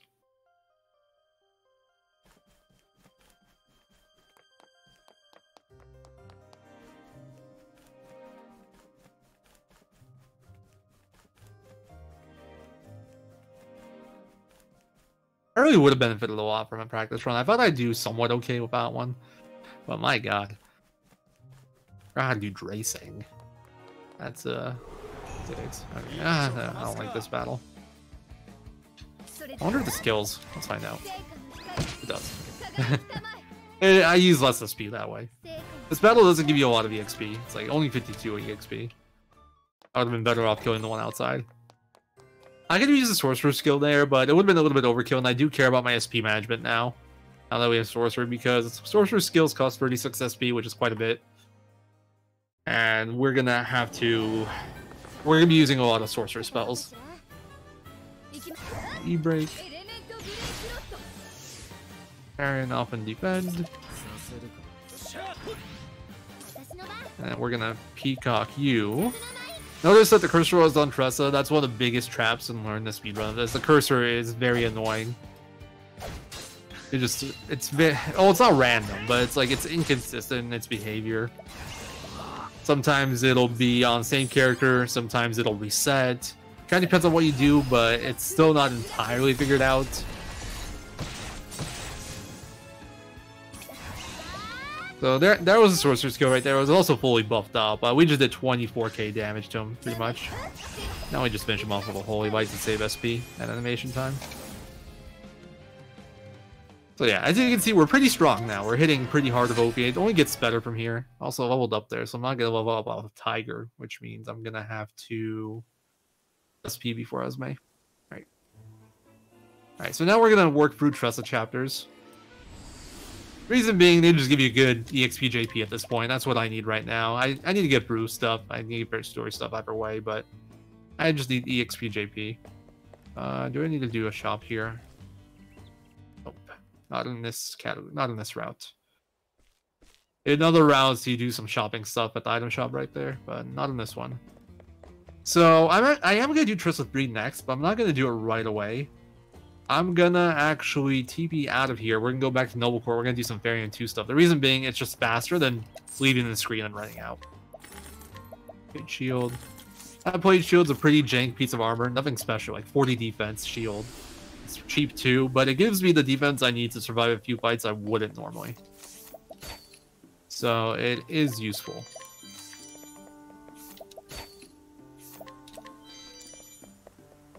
Otherwise, there are a few fights that would kill you.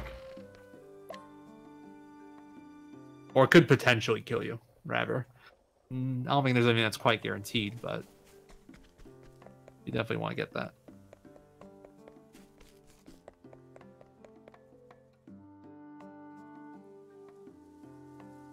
Oh, I forgot to do something. I'll just do it now. I can do it later, but I might actually need the money. I gotta do this. So I couldn't inquire this guy earlier because I wasn't high enough level of Alpin. He's high enough level now, but that just unlocks a hidden item. Carries Antique. Those for 9,500. And I'm messing up all the normal Chris stuff. I've been running back and forth here way too often. Alright, so this isn't for storage, but I'm gonna rob this guy blind. We're gonna take everything off him. I got better thieving tips and tricks earlier. I still failed at 80%, but all the items here are really useful. The elemental heavy armor will come into play way later on, but until then, it'll just be a nice defensive armor. It's also an armor that boosts elemental attack, like Sork Robe, but not as good. And that will go on OP for like the final boss dungeon. But until then, it's just a nice little piece of defensive armor that'll make it so I can survive fights.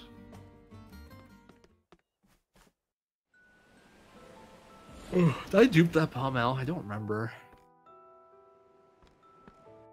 I remember duping one somewhere. I think I duped one versus... Yeah, I duped one versus Matthias, so I can skip the one here. There's a backup Pommel I can grab here because... in case I need it, but I'm not gonna grab it. It's a little bit out of the way. There's a chance I get a double battle, which I really don't want. Double battle is slow. I'm going to kill one battle on the screen after this one for EXP JP, and just because the screen's long, so I'm going to get it no matter what.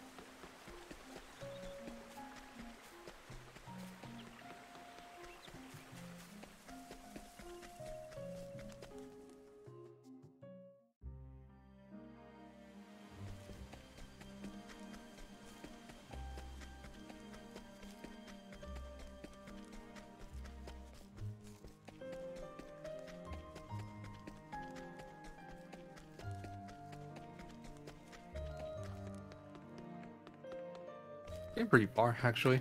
I've gotten a battle before this point.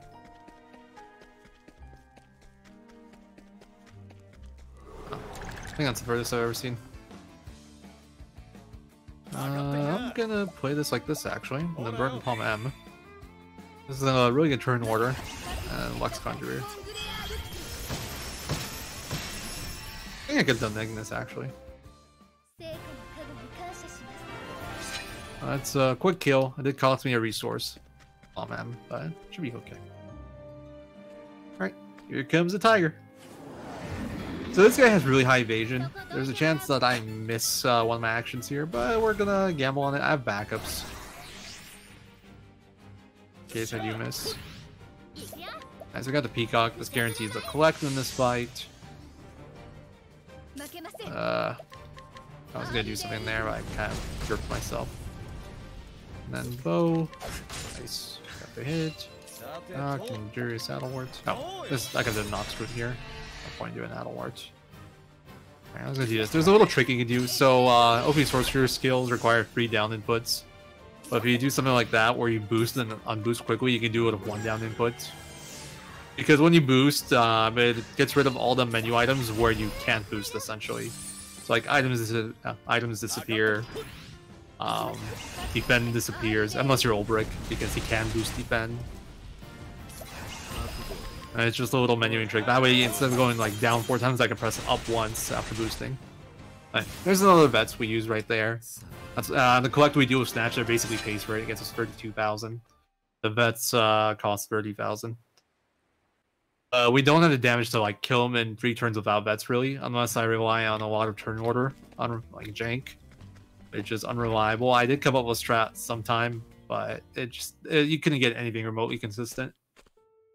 And in a long run like this, consistency is really important. You don't want to gamble. You want everything to work consistently and just have the run as reliable as possible. Oh, while still going fast, of course. Alright, and time for Tressa Chapter 4. So in this chapter, a lady steals her journal, so she goes and murders her. Awesome little Tressa, just murdering people. I'm not even kidding about the story that much. I mean, there is more than that goes into it, obviously, but that is a decent little TLDR. Alright, sell gold items.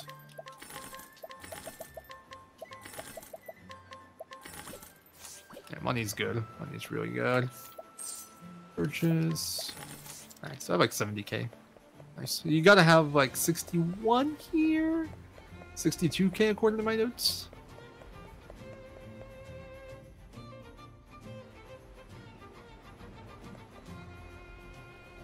So this is our second trip in Grand Port. Even though we went through and looted a decent amount of it earlier, there are still things I want to pick up here.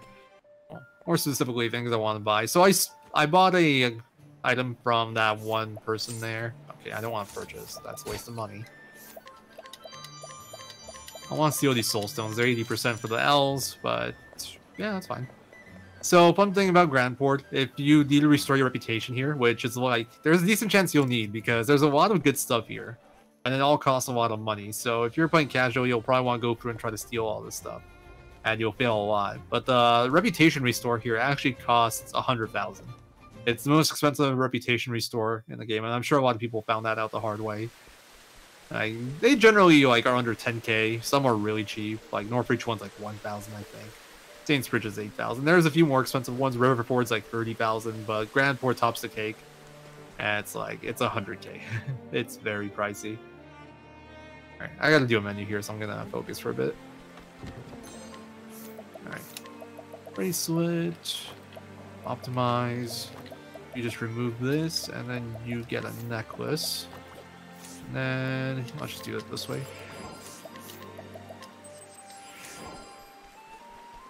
I think that was everything.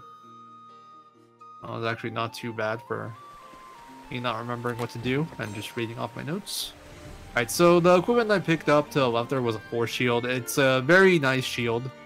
Over 100 armor and elemental defense on it. Probably the best shield in the game. There's only one I could say. Well, maybe more than one. I'd say it's like top 5 for sure. And Mantite shield's also really good. We have one of those right now. And then there's like some of those really rare unique shields. Anyway, enough about shields. So Esme's actually kind of a dangerous fight. Or at least she was once upon a time. Now she's a lot less dangerous, but stuff can still happen. Alright, should be safe. Unless she like crits Tressa, which I've never seen before. E-break.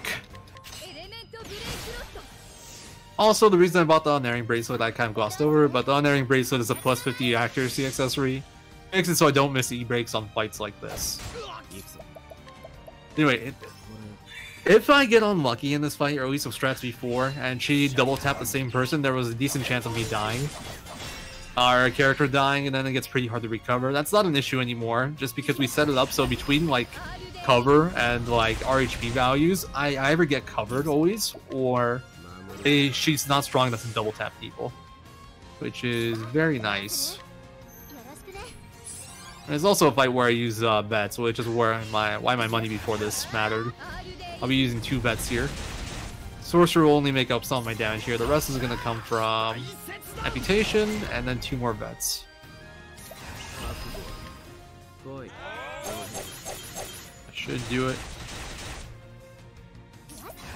So I actually have a pretty long break here.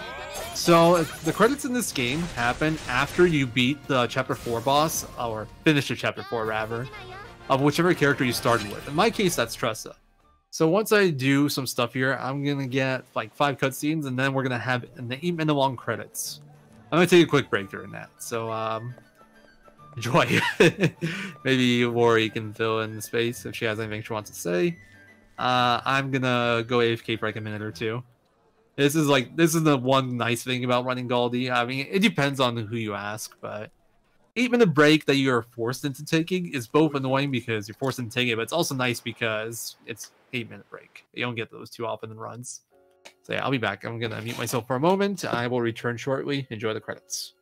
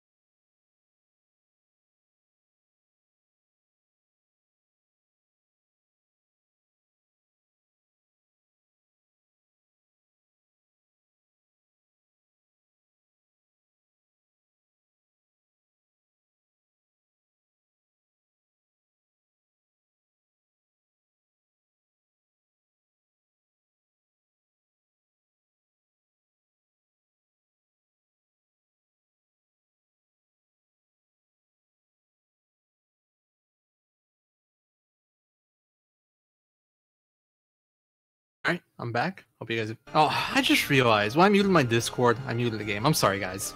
The credits music's actually good. God, I apologize. So yeah, if you take this game out of focus, no more game audio, and no more control, I kind of derped. Yeah, single stories in general and Octopath are really fast. If you're just doing a speed run to beat one character's story, they're all pretty much under 1 hour. With the fastest being Tressa, I think on PC somebody finally broke through the sub 40-minute mark with a 39. I could still go down too. It's just Tressa is really tedious to run. But for one character, it's a bit slower because you don't have the resources from clearing other characters. But once you combine them all into like a big do everything kind of category like Galdera, all the gains you get from clearing one character's story and all that stuff adds up, and all the other character stories get a lot faster. For the most part, we'll be going through each character's chapters in like 15-20 minutes. Less than that, really. I mean, unless you count the chapter 1s. But, something like that. It's all very, very quick. At this point, character chapters are just like... I won't call them jokes, at least not yet. But the bosses aren't really threatening anymore. We can do essentially every boss right now somewhat quickly, with a few exceptions. Like, I don't think we can do Ogre Eagle quickly right now. But the way it's routed is just, like, optimal. It won't always do things as soon as possible. And this game is fun to speedrun, until you get to, like, the very, very highest tier, where it's like, if you're grinding for record, it gets a little bit unfun in a way, because a lot of the time you have to grind for a really good start, and it just gets tedious. But if you're not going for a top time, or if you're playing one of the longer categories, those are a blast. I honestly, Octopath Traveler longer categories are super fun in my opinion. One of my favorite runs for sure. I think Galdera has been like one of my all-time favorite games that I speedran so far. And the cool thing about Octopath is there's so much room for routing because the game is very open-ended. You don't need to do things in any kind of order. You can go to like late game towns as early as you want. It lets you do things in all sorts of different orders. There's all sorts of unique ways of doing things. It's a very complex problem to solve in terms of figuring out the fastest possible way to reach your goal. Just because you're so unlimited in the options you have. It's really cool. It can get a little bit tedious if you don't want to spend a lot of time routing, but like all the main categories have routes already. So if you want to just do a speed run, you can just go and pick up someone else's route and learn that, and you'll be good to go. A lot of the fun for me in this game definitely comes from routing it. It's rare to have a game this open-ended. It's really cool. Yeah. So cool thing about the credits, it's 8 minutes and it actually goes through, like you can see we just beat the tiger there on screen. It actually goes through every character's every character's boss fights in the credits and how you kill them. But since we haven't done every character's boss fight so far, we've only done like maybe 10 or something. I don't know. I'm not counting. Somewhere around like 10. I think like 13 of some chapter 1s. It doesn't actually show all of them, so there's these big gaps. The gaps are a lot smaller if you beat more bosses. Like with Cyrus Start, you beat Lucia and get the credits at like the 3-hour mark, and there's only one chapter 4 boss left after that, so you get a lot more of these little cutscenes in the credits where you take out bosses. Also, love how you just watch vets constantly. Some of them are Sork spells, but for a lot of them you just see veterans being used non-stop. Oh, we are actually kind of done with vets for a while. Esmeralda is the last like main game boss fight that we use vets on. There will be a segment where we'll still use a decent amount of vets. Oh goddamn, I clicked off. I hate not being able to click off screen when I do Octopath. I just did it on accident again. Like I smacked my mouse into the keyboard. Damn. There will be a segment where we'll use vets again, but at that point money isn't too much of an issue, and it's not because, well, you'll see soon enough. Let's just say the Honorable Warrior Ulbrich may not be all that honorable after all. I'll just leave it at that for now. Yeah, that's Tressa's story done. She's our main story character, so the character we started with at the start of the game, they actually can't swap them out until we beat their chapter 4. So we could swap out Tressa until right now, but we don't want to swap her out anyway, so it changes nothing for us. Yep. We got extra freedom, but we don't need it. Tressa is going to be main party member rest of the run. She does have a nice role to play in Galdi fights. And even the final boss gauntlet a bit. So we care about her EXP. And JP, although JP she'll just naturally hit, it's not tight at all for her. Alright, so now we're gonna start doing Alphen stuff. I took the long way around because I'm silly. I don't know why, I haven't even taken this path in ages. Oh. Where the hell am I? Path is so much longer.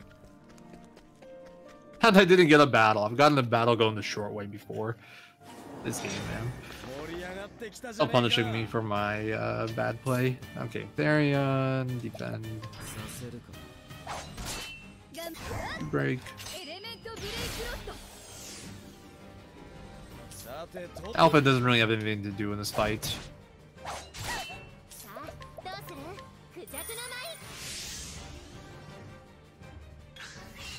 So we gotta attack with him to kill a turn. So if I did this a little bit later, I'd have access to Elemental Aid skill, which would make this faster, potentially. It also makes the fight a bit more variable in that the turn order matters a bit more. Without this as routed, you definitely want to do Vanessa right now, and you don't really ever have Elemental Aid here. It's too much JP, and even then, it would be a little bit tricky to pull off. So this is just like, this is the standard 3-turn fight you'll see pretty often. You Elemental Break, you buff up your Sorcerer, and then you do double max Orc Spell. We'll be seeing that a decent amount. To be fair, we've seen it a decent amount already. We did that on Nomar, we just did that on... what's his face? I forgot his name. Her name, Vanessa. We're about to do it on Orlick. Alright. So we want to actually pick up some stuff here. We still got to finish one more part of Kit's side quest. Kit's whole thing is that he's traveling looking for his father. And we just help him around with his, help him out with his random hijinks throughout his search.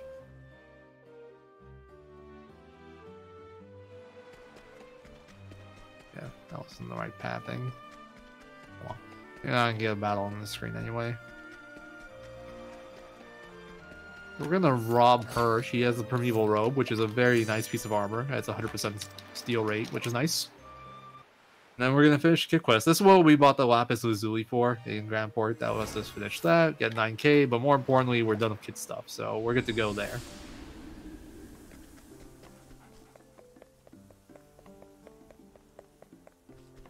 And now we're gonna try to finish up Therion's story. I think I remembered the rest of the triggers. I don't think I've forgotten anything else. So it should be good. So Therion's whole thing, he's looking for the Dragon Stones because he essentially got forced into it by Eefcott when he tried to steal the first Dragon Orb, not Dragon Stone. And there's another one here, and he's like cooperating with this guy to break him into the house by helping him with errands. You get a little flashback sequence of him and his homie Darius. And Cyrus is a scholar. We're gonna break in here, and we're good to go.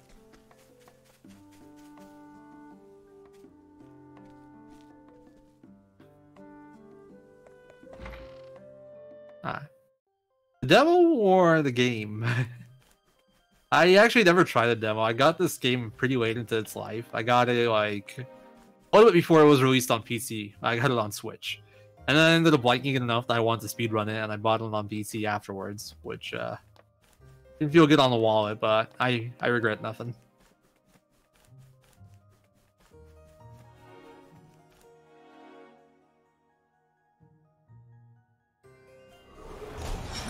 Oh, even if I moved better, I would have skipped this. This battle is just something that happens here. Why is Alphen going first? Okay, to be fair, Alphen does have Hasty Hop now, so it's not that weird. There's also a tank. He has 4,000 HP right now. Beefy boy Alphen. So this is just one of those screens where sometimes you get a battle, sometimes you don't. You don't really want the battle. The battles here don't give much in terms of EXP and JP, but if you do get one, unless you're way ahead on the EXP and JP, you still probably want to kill it.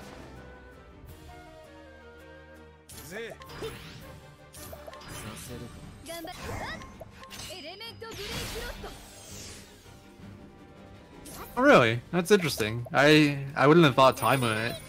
Wonder how much you can get done in that. Pretty neat. I wonder how much of the game was in there. So Alvin doesn't actually have anything to do in this fight, but because he has nothing to do, I can just have him heal Ophelia instead of doing an extra menu outside of battle.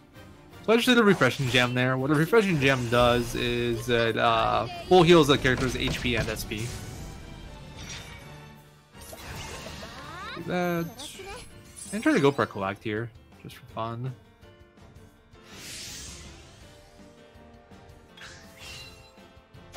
I'm not going to. If I had trusted first, I might have. Alright, so Orlick's done. Orlick sadly gives you like almost nothing in terms of EXP and JP. So I don't bother doing him early since there's just no point. The reason I do him here is actually very specific. So there's a certain character that doesn't show up in Boulderfall until after you finish Tressa 4. And all variance chapters put you in Boulderfall automatically afterwards. So it puts me in the right place to do this, and this guy wouldn't be here until after Tressa 4. This is it'll be Omar. He's the Tressa Chapter 2 boss. A lot of the bosses show up later on as NPCs if you don't murder them. And he has a magic gem that I want that he will not give me, even though it's an 80% chance. Alright, equipment, unequip all, Tressa, okay, Tressa, Powering Bracelet, Elemental Heavy Armor. She doesn't even have an Adamantite Shield. Oh. Hey, what? I'm confused by my notes right now. Optimize, necklace, bracelet, weird. And then change party, we're gonna replace Alvin for a while. Reason being, I need to do some Cyrus chapters.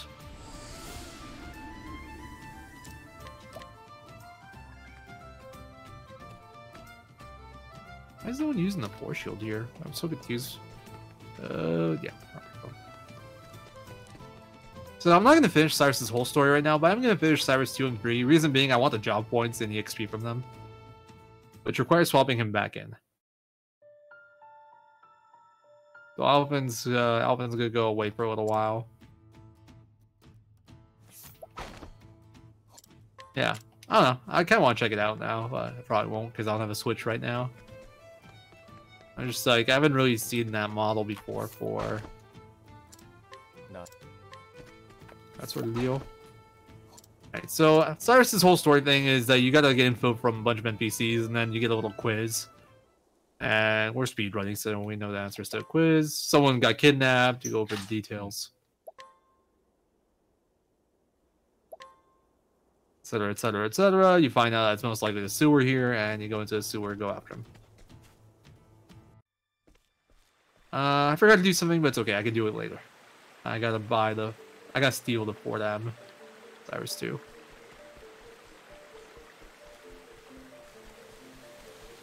We're just gonna run through here. If you're unlucky, you get a battle here, but generally won't.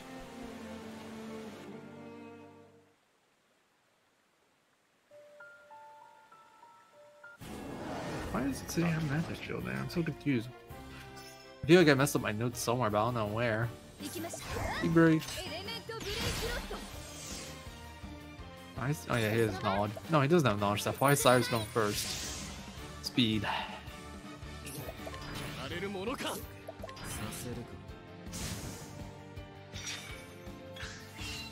This is actually a little spooky. If Cyrus gets hit here, it's a problem.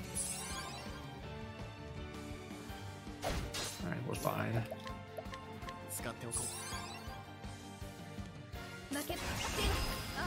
How much damage am I doing?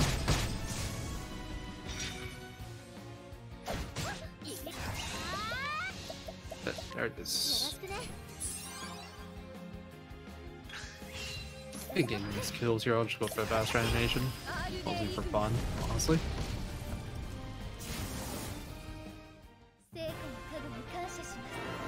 Yeah, the ads would definitely get annoying. They're annoying even if you do deal with them, because you have to deal with them. I haven't really mentioned terminology. Ads is just like the extra enemies that bosses summon or start with. That's what we refer them to as. Alright, so gotta steal this. Forgot to do this earlier. That's a 4M. That's just a nut that gives the character attack. We'll be using that. Way late game now will come into play. Alright, then size 3. Yeah, the boss fights are really cool, and in terms of like the feeling of them, the boss sprites making him huge, and the music's always really good. The speedrun though, a lot of the boss fights are pretty straightforward.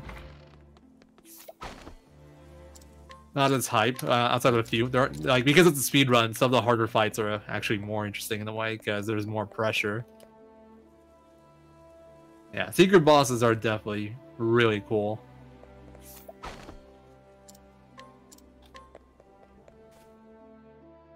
Alright, so we gotta do some scrutinize. We'll rob some people along the way. I gotta get this fire owl off the bias because I need stones. At this point, I'm starting to think about the elements that the stones are for future fights. I do need certain elements for Hana chapters, so this is where I start saving them. No. We do get all the secret bosses and stuff in Galdera. There is also a category called All Side Quests, which gets all the side quests, which also includes Galdera. I haven't run that myself yet. At some point, I want to probably route that completely and run it. There is a route already. I just want to do my own. I want to really go through it and see what can be improved. But I have other projects I'm working on at the moment, so that's like a long time from now. I tried all side quests once. How did it go? I gave up 6 hours in. How far were you? That sounds like you got far into it. I was about 3/4 done because just like the goal of this category, the goal of this category is technically one of the side quests in the game, and it's like in the route that I was using, it's like the 3/4 point of the run, and I got to. Well, the thing was, I died in the ending area of the run, which we'll get to that later, but you know what happens. Yeah. And I was like, it is like it was like 2 a.m. at that point, and I was just like, I'm not going to try it again. Dang. It's a very interesting category, because some side quests are like, you do battles, but a lot of the side quests in this game just kind of involve the path actions. So it's a lot of... There are 101 in the game, and a lot of them are just knowing which people to talk to, which just adds on to that menuing that you mentioned earlier. There's just like so much more. You have to know where everything is. Yeah, it's just a ton of stuff to remember all over the place. I find it fascinating from a routing perspective myself. It's like, when you have all 101 quests you gotta do, what's the fastest way to get them all done? Mm-hmm. I feel like that's super interesting. What do I do here, Palm? But yeah, that's definitely on my to-do list. It sounds like a lot of fun to work on. I also was playing on Switch, so I had slower loads. Yeah. So there are 2 leaderboards for this game. There's the Switch and PC leaderboards, and it's because the load times on Switch are considerably slower. Mm-hmm. Like, you really notice it. It was like, very... I'd say a minute every 10 minutes, roughly. That sounds right. It was a very weird thing, because this game was a Switch exclusive for about a year, until PC came out.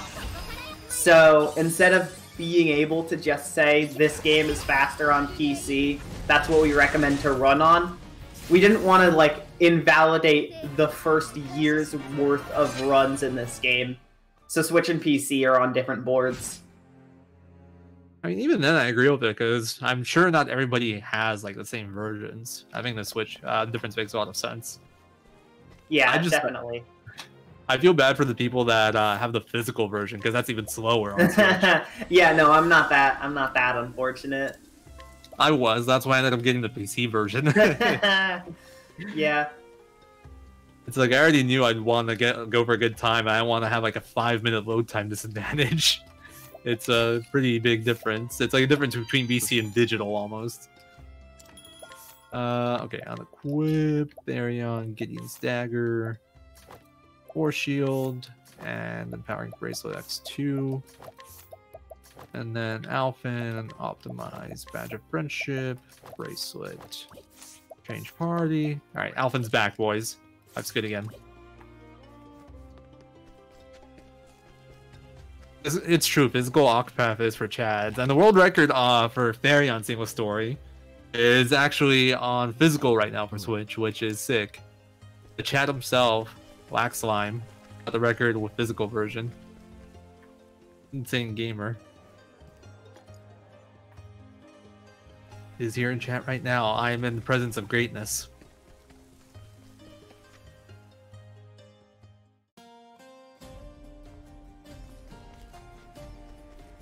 Alright, I'm just like, I'm worried right now because I'm trusting my notes, but I have a feeling that my menus are like a little bit off because I didn't have a shield, adamantite shield equipped to anyone. So I'm just super paranoid. Let's get good RNG. I don't know. Getting good RNG, that sounds pretty hard to me, as I got double K'd in my marathon run right now. How do you get good RNG? Alright. Big Palm Man? Yeah, I'm definitely picking up a Spare Palm. Physical PC world record. Can we count this? Oh, I'd still have to beat my time. It ain't happening. I can't wait for the Octopath disc. I'm waiting for the Stadia runs to come in. I think that's what it's called, right? I'm not personally waiting for the Stadia runs to come in. we should add a third split. One for Switch, one for PC, and one for Stadia. We could. I don't think anyone's ever done a run on it, actually, to my knowledge. I don't know anybody who has Google Stadia. Yeah, same. Alright, no discount there. Going back to this real quick. So I just paid 90,000 right there for a piece of equipment called the Battle Tested Staff. It's nothing special. It's just a staff, and it has 399 elemental attack, which is, I guess, what makes it special. It's gonna be used quite a bit. It doesn't have any like speed boost though. Knowledge Staff has 66 less elemental attack, but it has a nice speed boost on it. Although in the coming fights, I actually don't want to go first, so it'll be useful. I gotta scroll down here.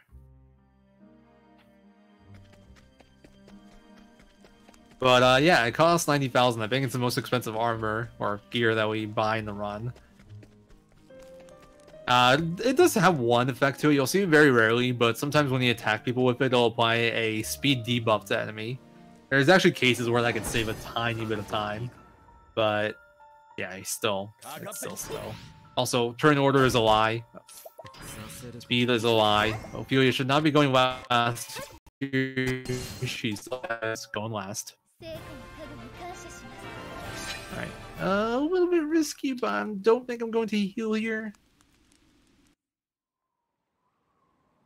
I gotta do one equipment menu here. I have enough SP, luckily. So I'm not forced into it. Optimize, minus unerring, plus necklace. Alright, I think that looked good. She had plate shield on, and that looks right.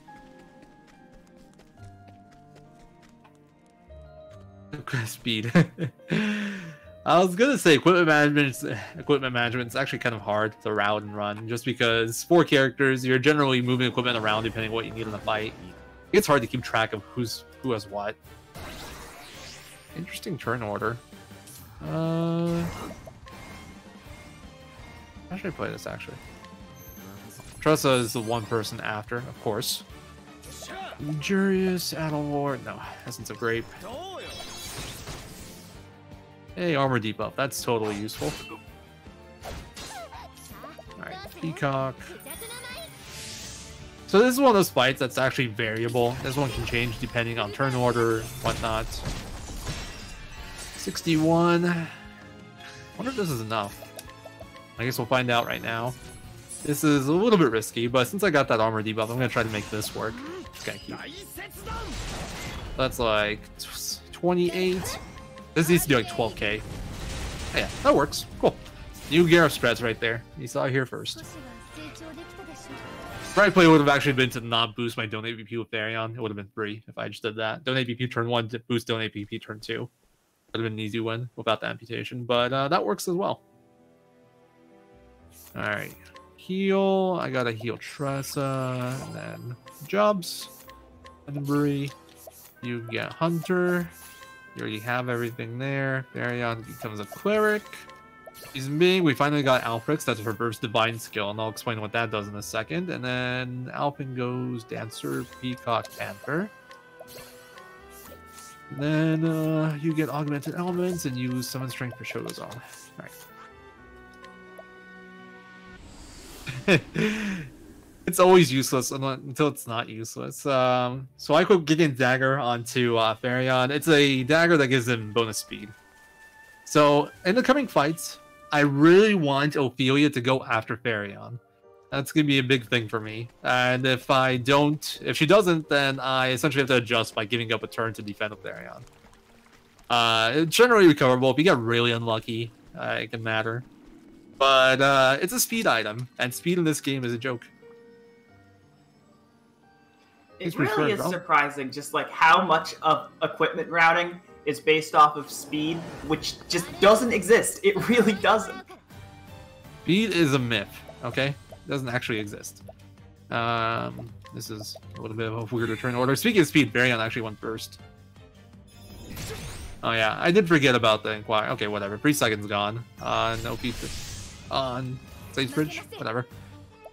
Alright. Purple Clamor. Okay, this should be easy. I have plenty of these, so I can do this, no problem. I'll just grave here, I have nothing else to do.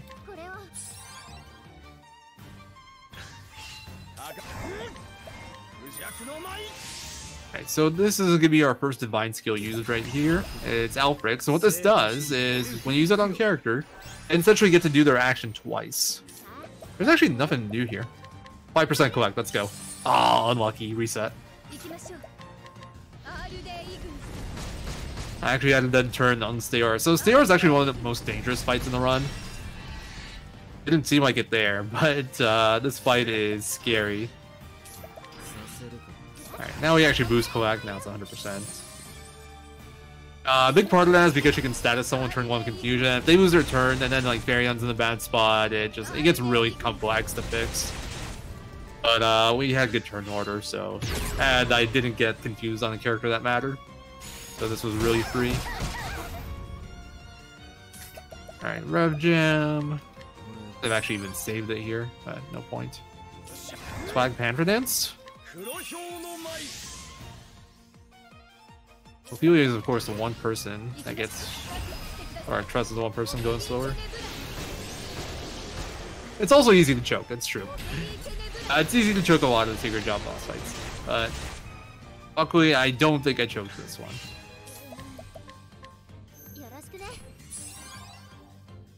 Wait, I think I put Ophelia in front of Trust of the Panther Dance. Maybe that wasn't a Swag Panther Dance.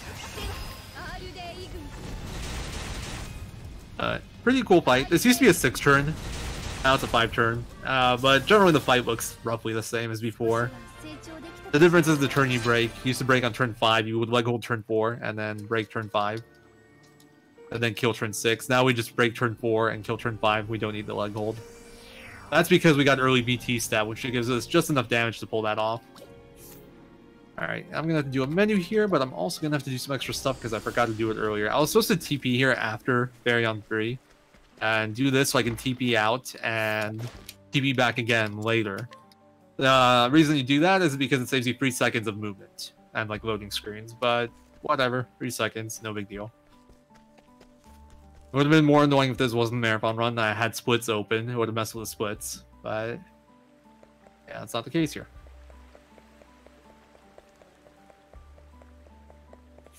So the cool little finds we found was that there was a certain NPC I think by the tavern or in the tavern you had to inquire. You don't actually have to inquire him to continue the story. It was a nice little time save that made all of this a little bit faster. Like right here, normally you would TP out and then do Steora and then TP back and you'd be at the front of town. And you would skip this run right here that I'm doing to where Miguel is. But yeah, so it's fine. It's not that big a difference.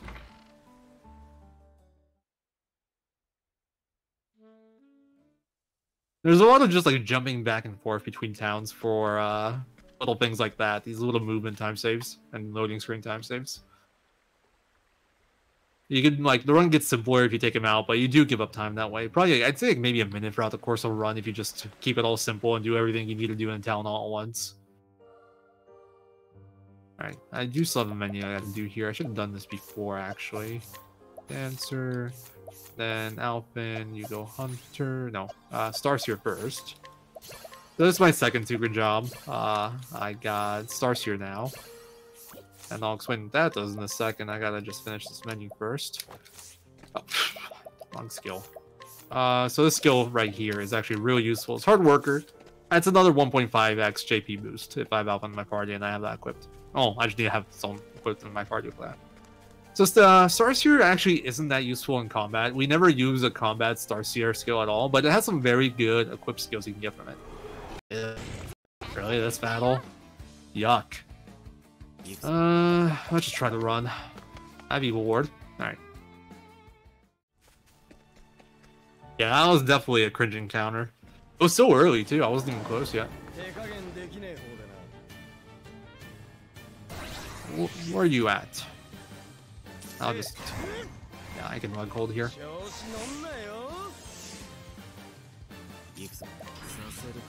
MVP to you.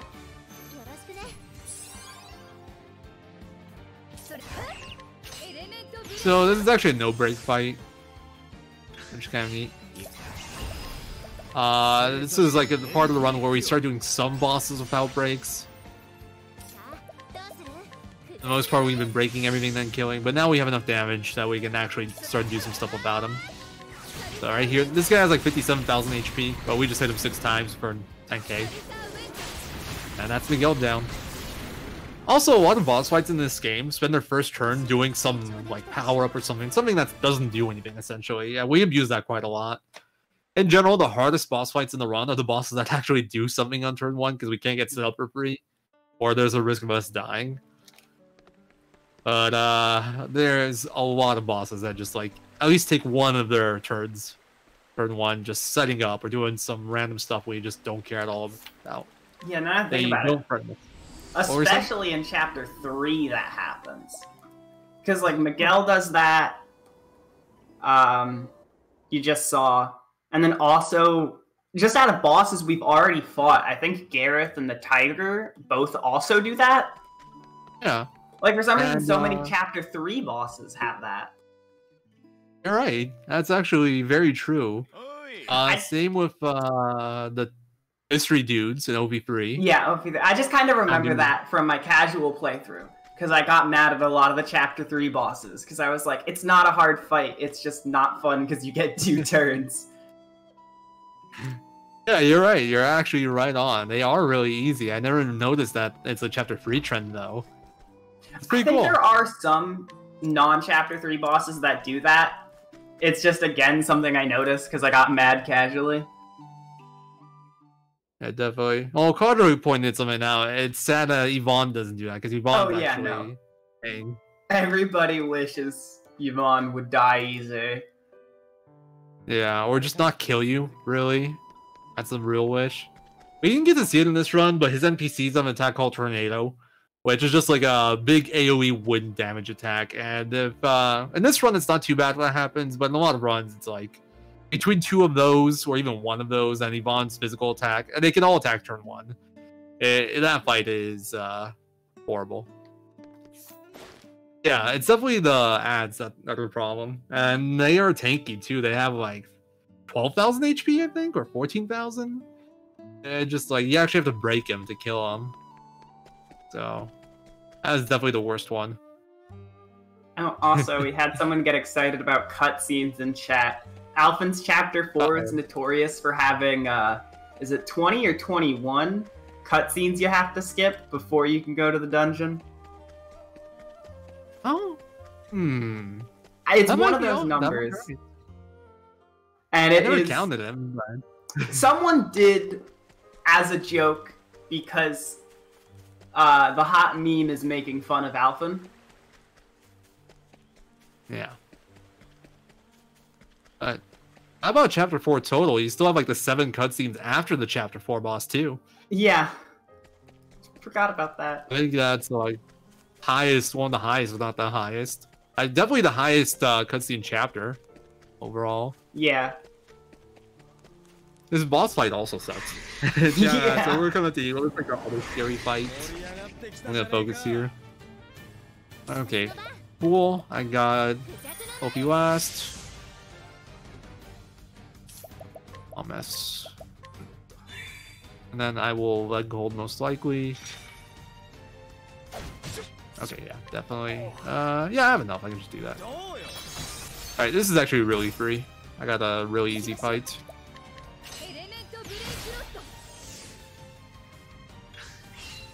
Purifying Seed, Essence of Bomb.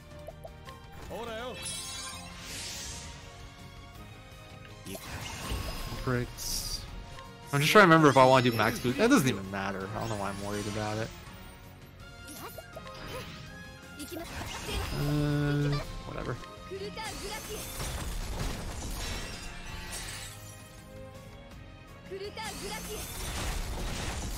So, the problem with this fight is that it can status people at random, and its attacks actually hurt, so a lot of the time you don't have enough turns available to leg hold it. So there is a chance of characters dying, there's a chance of not being able to set up properly because someone gets status and they can't move, and you gotta heal that off. There's a lot of things that can go wrong in this one. But the game was nice to me, because I didn't have to worry about all that. It blinded Alpha, and my turn order was good for the most part. So that was all very smooth. And then I just caught my JP. My JP on OP is good too. I shouldn't need any extra battles, although I'm probably going to do it for safety anyway. So I don't have to worry about stuff.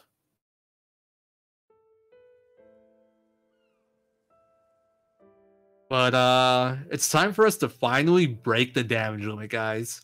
We're getting the good gear now. We're getting the break damage limit gear. Okay, this isn't FF10. It's not gear. In this game, it's an ability from equip skill from Warrior called Surpassing Power. That was the break damage, essentially. Break damage limit.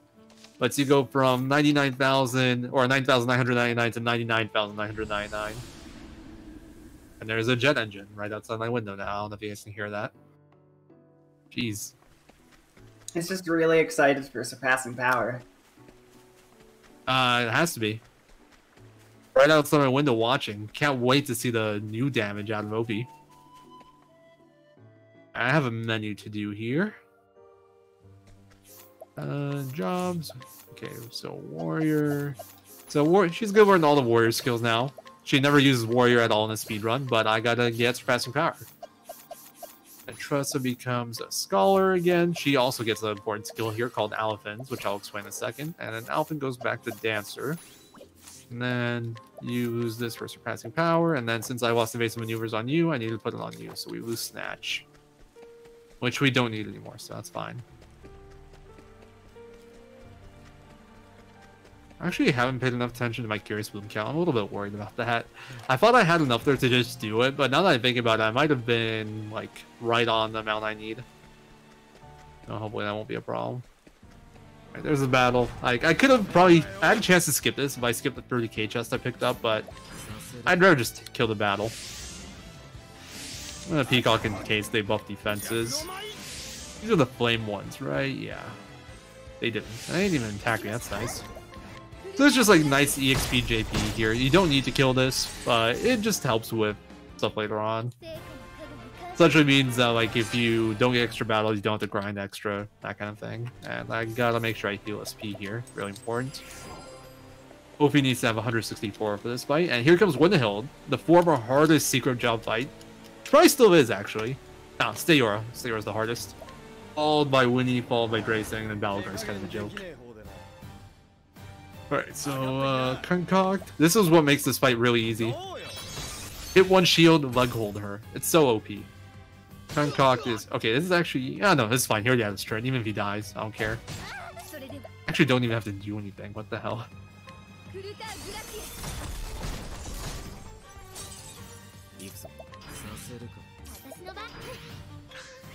Yeah, I can Ice Wind here for free. Just don't miss E-Break. Don't worry, I won't. Because there's no chance and she's broken. Haha. Yeah, you can miss E-Break. This is the only fight left in the run that you can still miss E-Break on. But it's really rare, and a lot of the time you can break her with something else before doing E-Break. So it's not much of an issue. And just very rarely you get a turn order where you don't get a chance to break with something else. So the E-Break, you need the E-Break to break her. And there's a chance you miss. And if you miss it, it just, all sorts of bad stuff happens.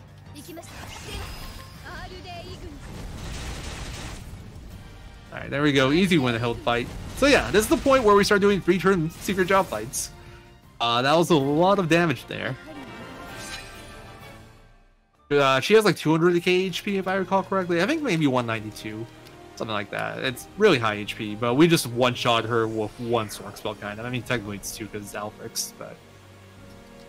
Alright, and then jobs. There we go. We're gonna go War Master, teach you 2 skills here. And then put you back to Cleric. And we're going to do some support skill stuff. Boost cover for boost start, and you get extra experience. So extra experience does exactly what it sounds like. It gives me extra experience. It's my first 1.5 times multiplier for experience, which is why I want to do it before Battlegar. Because secret fights, they give you a lot of JP and a lot of XP, so you want to get as many of these modifiers as possible before these fights. And for anyone wondering how I did so much damage, so Ophelia's elemental attack at this point is like nearly maxed out. She's like 900 something out of 999. I have surpassing power, so now I break damage limit. I have a lot of supportive sort of like not scholar skills, elemental skills, so I get a lot of buffs. Elemental aid gives you a 1.5, augmented element is 1.2. Stronger strike isn't really relevant in that fight, but I have lots of buffs going for me now. And on top of all that, I stack a lot of buffs. I do an elemental break on Winnehild, so she takes 1.5 times more damage. I apply Peacock on Ophi, so her elemental attacks do 1.5 times more damage. I break Winnie, so that's another 2 times multiplier. I do Alphix, which lets me hit her twice, essentially, so that's another 2 multiplier. And the newest addition is Elephants, and Scholar Divine skill. What that does is you use on someone, and when they do an elemental attack that would hit multiple enemies, it becomes a single target skill instead, and does double damage. So it's just a lot of multipliers. Why you have full HP? It's just a lot of multipliers. I saw the 3 people leveled up there, and 1 didn't. I guess the person that didn't level up was Tressa, and she was already full. But yeah, here comes Balgar. There is one thing he could do to screw you over here, but it's pretty rare. So hopefully we don't see that. Only thing you need to be careful of in this fight is just cursor mechanics. Alright, we're good. If he did that onto Ophi and he crit her and got a high damage roll, that's the only way you can die here. A lot of stuff has to go wrong.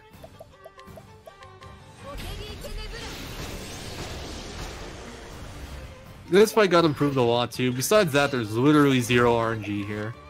Damn, that's annoying. I'm gonna have to burn the Curious Bloom here.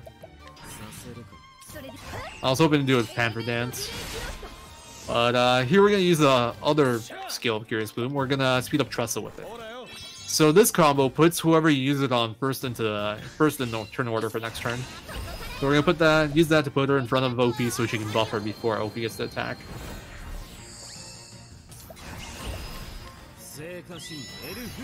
I'm not sure if I've noticed that trend myself, Quandra. I feel like for me it's been pretty evenly split. I'm not sure. I haven't paid too much attention to it. And there we go. Another easy 3-turn secret job fight. Only downside of that fight right there is that I did have to burn the Curious Bloom, which I would have liked to save. But I can just steal another one soon. I need one more. Alright, equipment, knowledge staff. And you get stimulating bracelet again. Right, Alpin unequip all. And then Tressa gets badge of friendship again, and you take this off.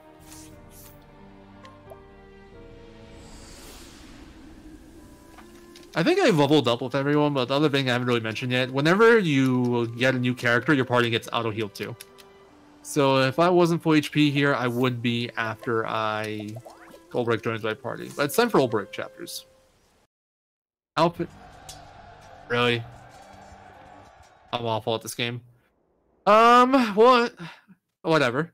I'm actually gonna go and do this. It's fine. We're gonna do Ulbrich prologue. I wanted to share the story with you guys. Because honestly, at this point, it's faster than resetting my save. Let's do it. Old Chapter 1 cameo. The only thing about Old Chapter 1 is I actually have to do these challenges. But Soulstone grind, it's happening. So my last autosave was... Oh, you actually don't get the items? Oh, I didn't know that. Hey, does this even kill? Usually in the single story route for Old Brick, you buy 2 weapons. I mean, that killed. Yeah. You know what, that killed. Yeah, that's what I was thinking. It's like, you normally have the weapon, so I'm like, do I kill now? You usually buy both a sword and a spear. Is the next fight... Do I have to do the next fight without any people? Potentially? Win Soul Stone! We got the drop! Oh, you got the drop! Alright, I'll get a sword. Yeah, buy the... What a meme. I think it's the silver sword for the next fight. Alright, what's the Win Soul Stone strat? I actually don't know the strat.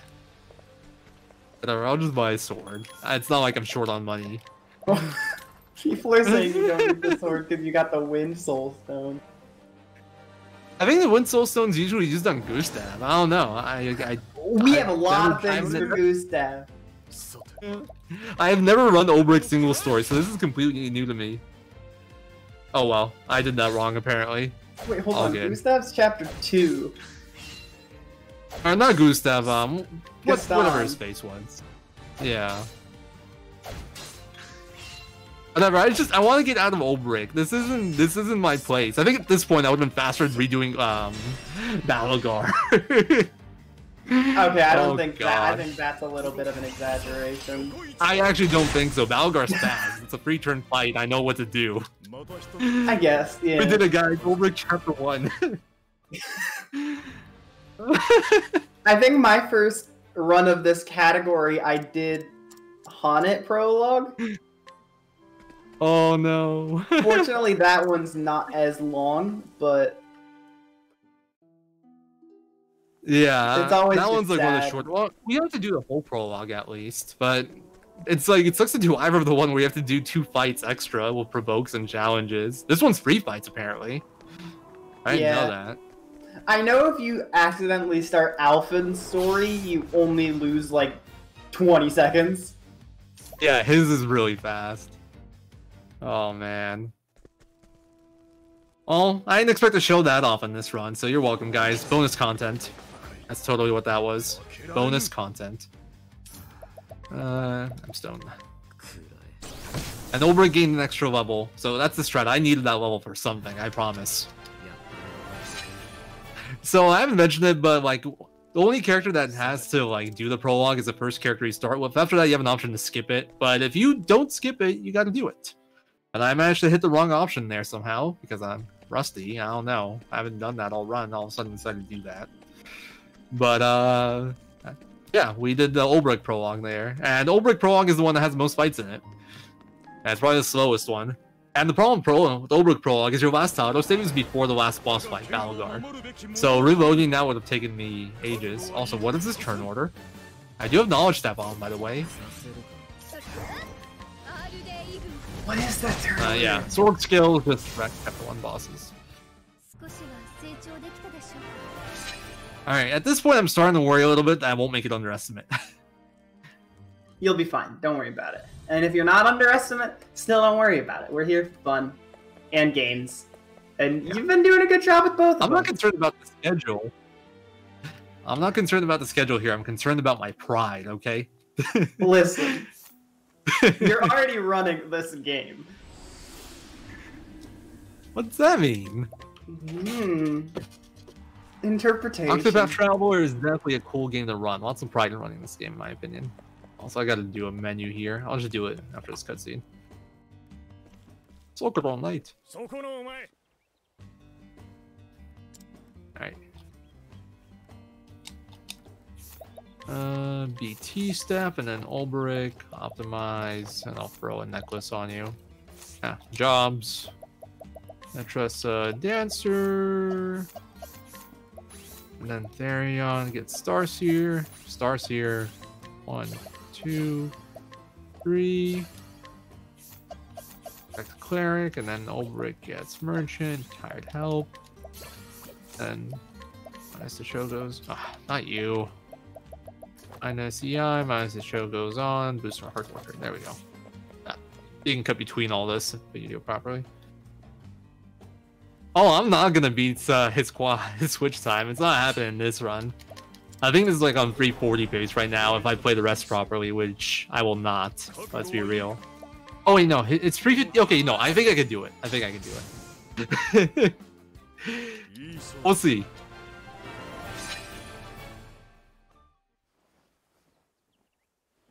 Anyway, this is, I mentioned earlier that we will be using vets again at some point. This is where we do it. Ulbrich, what he likes to do is he likes to challenge a lot of people to fights. And then he pays a bunch of veterans money to beat them up for him instead, because he can't do it on his own. So this is weird. We actually throw a ton of money during Ulbrich chapters just to clear out all these challenges. Since we don't have our other party members here, this is the fastest way to do it. We just pay the vets. Pay 30k for each of these fights. And the money is still relevant, but we're rich enough that we can afford this, generally. The other strategy is to break him and then throw a soulstone. It takes like 11 extra seconds and it takes a soulstone, which is still cheaper than bets, but you actually come to a point in this run where it's not the money for the soulstones that you end up short on, it's actual places to get the soulstones. There aren't enough soulstones available anymore to get quickly, or at least large soulstones. Defend. Oh yeah, I forgot. I was leaving knowledge step on this fight nowadays. Oh well. I was doing the quote menu a little bit later separately. I didn't have that in my notes. Or maybe I did and I just glossed over it. I did have it, I just glossed over it. So I can leave knowledge step on there to help me with my speed. The problem with knowledge step is that if LP goes first, I actually don't do enough damage with just spells. I need to throw Windell extra. But my resources are good, which they are right now. I could just do that, sacrifice the Windell and not let him get attacks in, which ends up being faster. And then if OP isn't first, I could do the exact same strat and I lose nothing. In fact, I'll probably go faster because I have knowledge staff.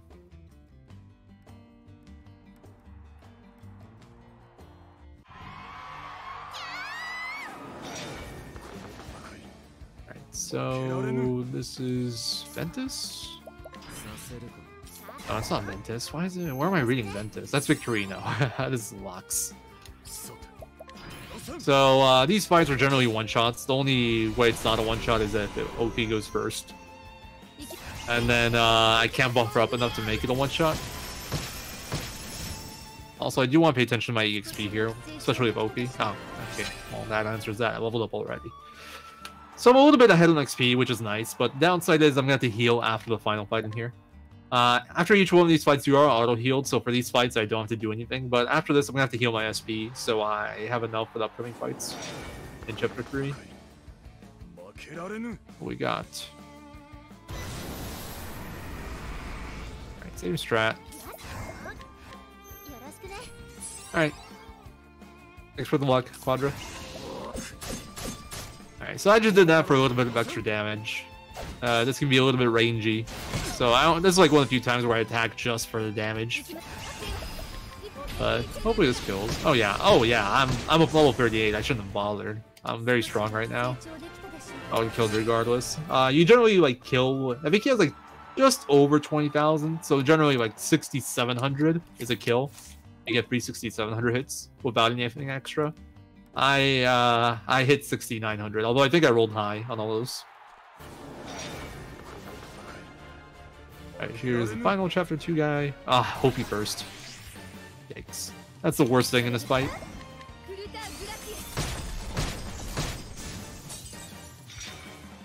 I'm gonna have to... Oh, let's just do Alfred strats, honestly. A bit simple. Yeah! We're like almost done Chapter 2 already. We're going pretty fast. Pretty fast. I didn't do this right. It should still be fine.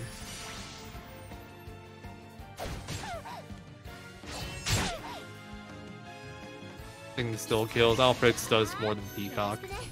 And I'm sure a bit of damage, but not that much.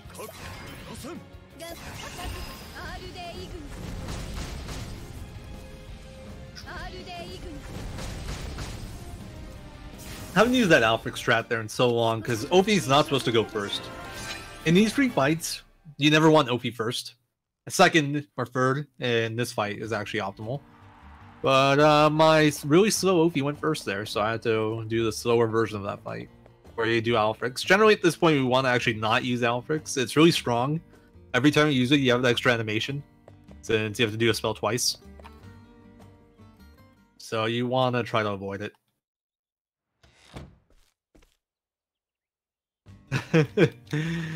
Knowledge Staff, and then Ulbrich on Equip All, and then Therion remove Gideon's Dagger, Gareth Helm, and Regal Robe. Then I do have to heal SP here. Is that even an... Oh. Sorry, that might have been loud. I forgot to trigger this cutscene. 92... Yeah, that actually wasn't necessarily... that actually was enough, but it would have limited me to not doing one strat. I should have just let it rock, though. Would have been faster. I had enough SP to kill the fights as long as I didn't use E-Break. Which I don't need, but it is nice sometimes.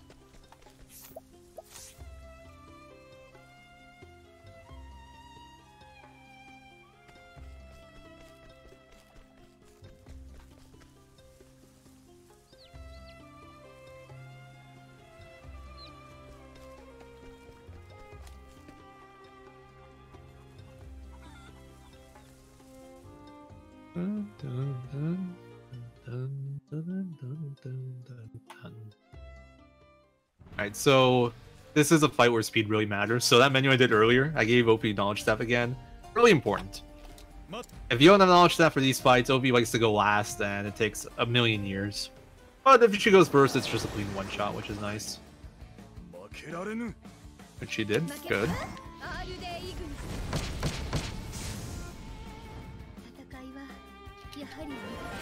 Ulbrich leveled.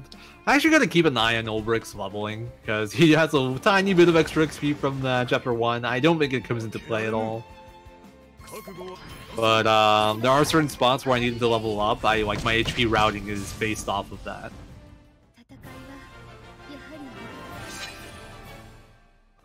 Alright, didn't get healed, which I expected. So, pretty straightforward fights. A lot of fights now, we're just at the point where you throw some Swark skills and they die. With like an exception or two. Once we get through Ulbrich Chapter 4, it'll be pretty much every fight. We just throw Swark skills and they die. Actually, no. Even Ulbrich Chapter 4, because I'll have Boost Start already. MVP either. I think this might be... Yeah, I don't even know when the last place I couldn't do that was. Wow. Not only is it an extra battle, it's an early extra battle. Okay. So, I could kill this, but killing this is a mistake. Not because of time, but because Ulbrich gets extra XP, and then he doesn't level up off certain fights, and then I have to heal extra times. Because he doesn't get the automatic heal off the level up. I've made that mistake before, that's how I know.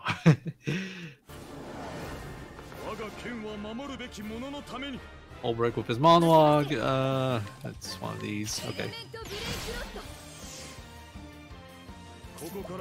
Mess. Oh wait, you don't have that anymore. Oh, I don't have to do anything with you. I'm gonna get a bit of extra XP because I smacked them. Oh, good turn order, nice. So right here in this fight, you want, like, those lizards end up getting summoned by the boss. And they end up in different spots in the turn order. It's just completely random, I don't think speed even matters. And it's Demetrius. Extra break animation because I smacked them once, no biggie though. That actually gets me a bit more XP because of that. When you break an enemy in a fight, you get a 10% XP boost. I also get the Lizard King axe drop right there, which is a pretty cool axe because it boosts lightning attacks. So I haven't really gone over, but there are weapons in this game that modify like certain damage attacks by certain amounts, 1.3 in general. Lizard King Axe boosts, so like if you have it equipped, it boosts the axe or the lightning attacks of a character by 1.3 or 30%. So this is Ulbrich's longtime rival, so obviously we're gonna challenge him to a duel, and then we're gonna pay some people and beat him up. So this will be one of the most epic fights in the game. We just hire some people. The strat we do there is a little bit newish. It used to be 1 vet into 3 vets. Instead, now we do 1 Shadow L defend and then max vets. What that does is it saves you 30,000 and it only takes like 3 seconds more. Also costs you 1 more soul stone, but the soul stone routing isn't too tight. Yeah, you have enough. Oh, I should have just ran straight forward for this cutscene. Alright, so after this, we're going to do another one of those like little warp tricks where we're going to warp and do something, and it ends up being faster overall than just running back through town. As we trigger this cutscene. What do you mean Ulbrich never uses her wild animal? She just throws soul stones. And to be fair, Haunted has a limitation in that she can only use items or throw soul stones or summon animals. Ulbrich, he can fight honorably, but he chooses not to. Haunted doesn't have a choice. The game forces her into not fighting herself. So yeah, I'm gonna go with Haunted being more honorable here. We haven't even met Haunted yet. Haunted's gonna be the last, well, second to last character we get. We so far have only gotten 6 out of 8 possible characters. I actually forgot how to do this. Okay, I remember. Read my notes. My palm count's really good. Fight too. I went first on this turn. Saves me an attack. So this is another pay-to-win fight.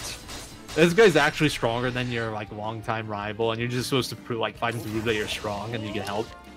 But we do the same thing, but twice kind of. We pay bets. 60k goes into this fight. Essentially, Ulbrich is pay to win. That's what you need to know about him. Alright, got a menu here. I love OP Starseer outfit, but you never really get to use it, sadly. Alright, Ulbrich. 3 merchant skills. Warrior. Thief. There's 3 skills.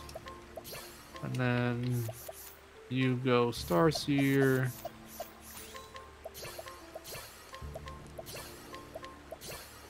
And you go Scholar again. OP. Okay, now it's to start. You get. Yeah. It's not shouldn't require that much thought, but and then you lose show goes on for to start. Okay.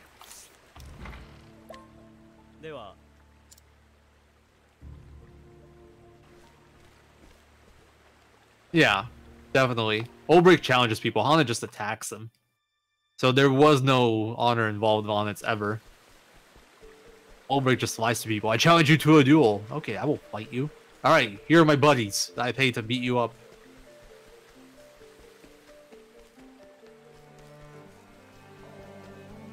I knew this was gonna happen. Troll encounter on this screen too.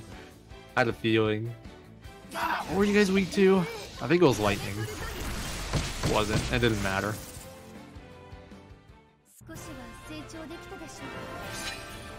144. I should still be good on this SP.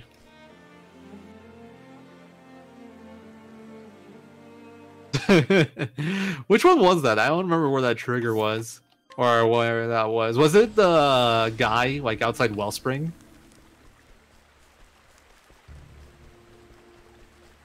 That's a pretty funny one. Okay, yeah, I know what you're talking about. The guy that got attacked by that snake with the snake charmer.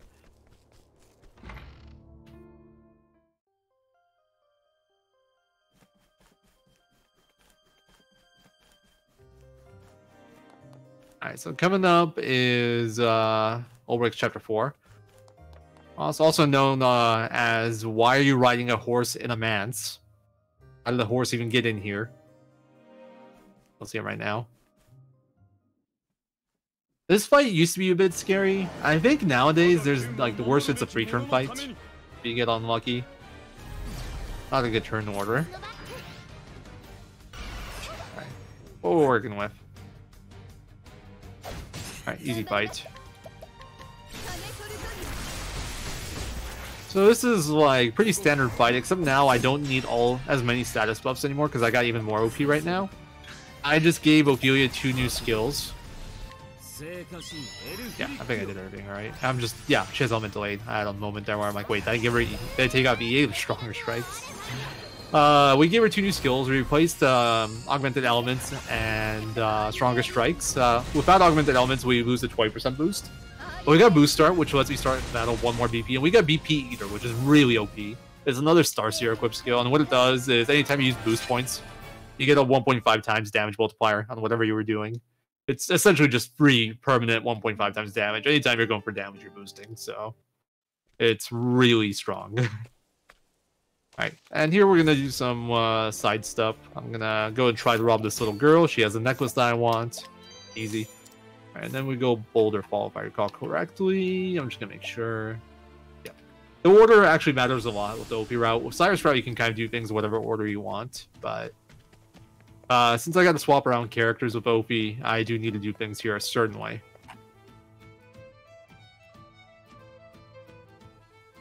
Alright, so we're going to challenge this guy. This is for the other side quest that we have to do to unlock Galdera, Daughter of the Dark God. I think I could fire out. Yeah, I have an extra.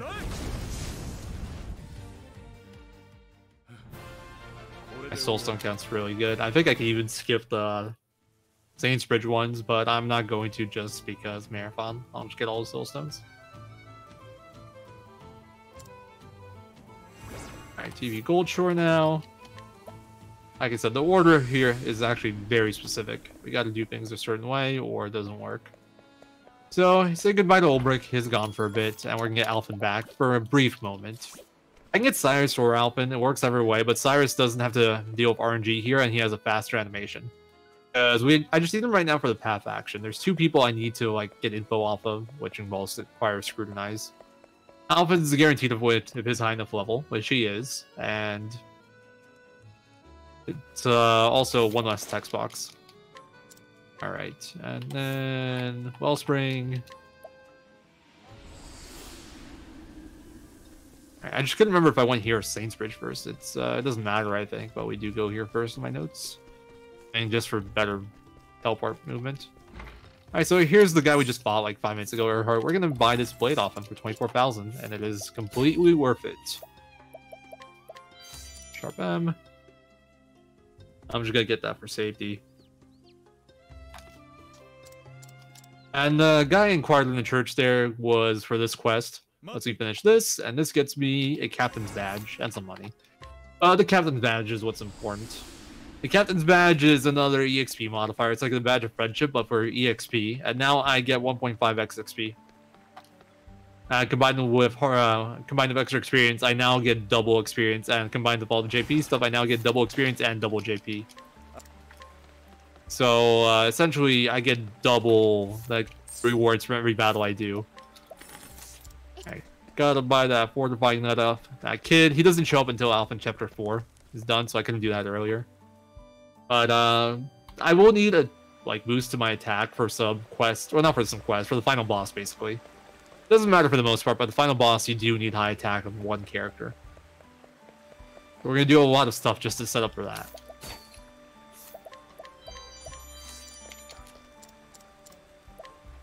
Yeah, that was Worrywart, the homie, the reliable Worrywart, at least for me.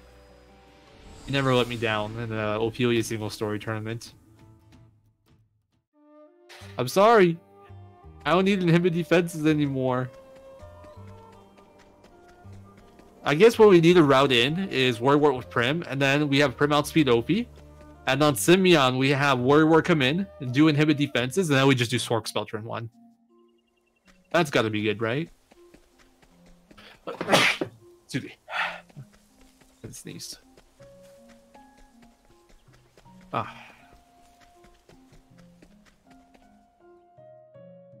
So I've kind of glossed over it, but Ophi and Prim's ability, Summit, or Guide and Allure, they let them get a character to follow them, and you can summon them in battle, and what that character does in battle is random. So for their routes and single story runs, you essentially rely on that a decent amount, where you just get someone that's very useful, and then you hope they do the right thing a lot. Spoiler alert, they often don't. But sometimes they do, and that's when you get the good runs. I don't think I need Wizard King Axe, but I'm gonna equip it anyway. Alright. No! There we go, I did it. I didn't do chapter 1. I'm proud of myself. All right, equipment, optimize, and then bracelet, necklace, bracelet. What am I missing here? Therion, DT blade. Oh, okay, so you don't get that. Yeah, I know what I'm doing. Don't worry. Necklace and captain's badge. Okay, I remember now. That's what I was having trouble remembering. That's the King X. Yep, bye, Alpin. He's gone again, but he'll be back again later, another time.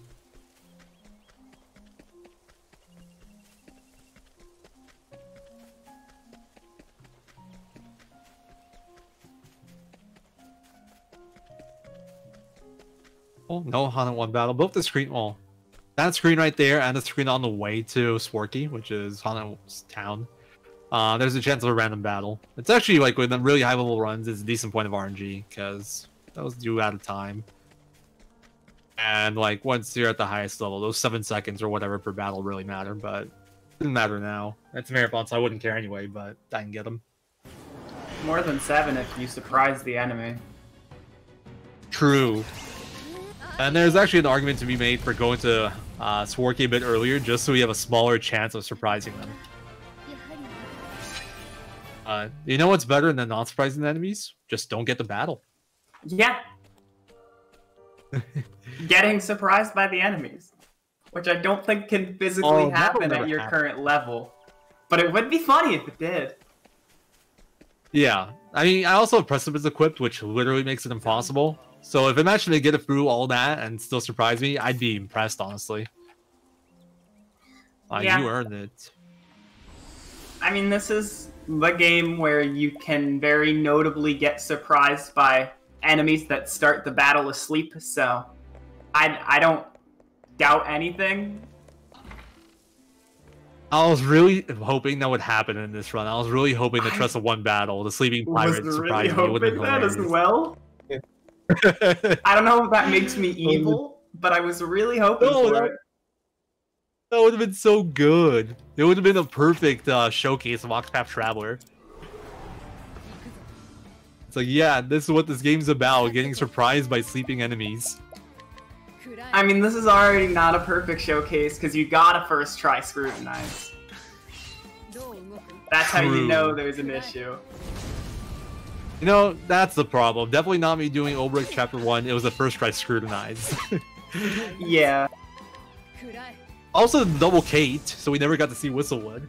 Oh yeah, that too. You used all your good luck in the first half of the run?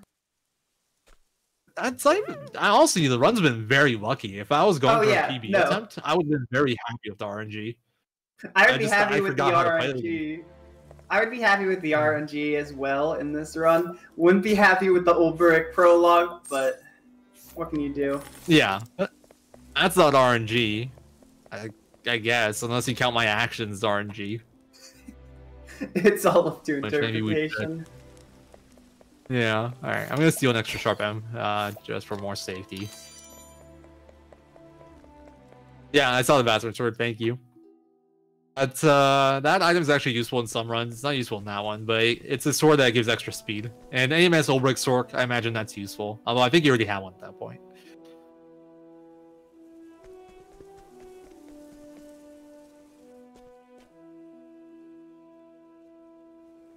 Yeah. Well, I mean, we actually use like Alpha as the Apothecary in the speed run, but if we didn't, we would just throw on Apothecary and someone else. Apothecary is pretty busted. But Alphen is even more busted because Concoct is just ridiculous. So good. It's one of those things you never really appreciate, and then it's like, wait, this is so overpowered. Really, Curious Bloom. Curious Bloom is what's overpowered. Curious Bloom is so good. That ingredient just lets you do so much stuff. I even had an alternate Steora strat at one point that used Curious Bloom, but not with the normal way. It would use the Ruinous Dust Curious Bloom to change her AI. It was really weird. Or it didn't even change her AI. I forgot what it did. I think it made it so I can do E-Break. No, this way. I almost went the wrong way there. That would have been ugly.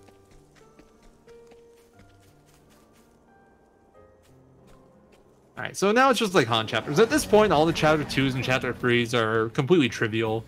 Do you even have anything to do in this battle? No, you don't. Also, this turn order is sketch. Never mind, it's fine. Alright, good. The ads can go before OP. It's like one of those fights where the ads get summoned, and then they can be anyone turn order.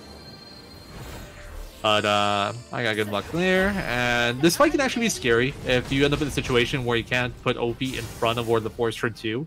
Because Lord of the Forest has an attack that can make people unconscious, and that's the one thing I don't have a cure for. I have herbs for every status besides unconscious. And like if that happens, I literally just have to wait out until until the unconscious wears off. So just like it's an extra like 4 turns or something ridiculous. It depends on how long the status ends up lasting. It's random. There's a few fights like that. Wizard King fights like that too. And if you get really unlucky and he gets a chance to attack, there is a chance that you're unconscious is someone important, and then the fight just might end up taking a really long time, especially if it's OP. But didn't happen. That was actually, now that I look at it again, that was actually a really good 2 fight. That was a perfect turn order almost. It just didn't seem that way at first. So the cool thing about that chapter there is you get some stuff just for finishing it. It gives you a few items for the road. I think it's the only chapter that does that. Something I learned like very late into playing Octopath though is sometimes you can talk to like party members in the tavern and they'll give you stuff. I think I had Tressa give me like a palm L and something else in tavern. That was pretty neat. Provoke please. Alright, a little bit of tech I like to do here. Let's see if it comes into play. It does not. So if I had if I was first turn 2, I would have done the Shadowstone this turn. Oh god damn it. I would have done the Shadowstone turn 1 and then done the Forest Fox fully boosted turn 2. What that would have done is it would have given me a higher chance to blind them before that Panic Slash. And then if the Panic Slash missed, then I wouldn't, lose a turn.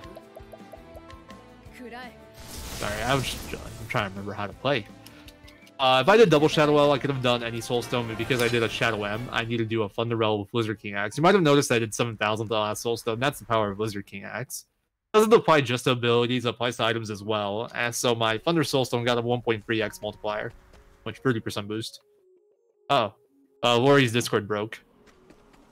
Oh, and you guys are in chat, you can see that too. So hopefully she'll be back soon.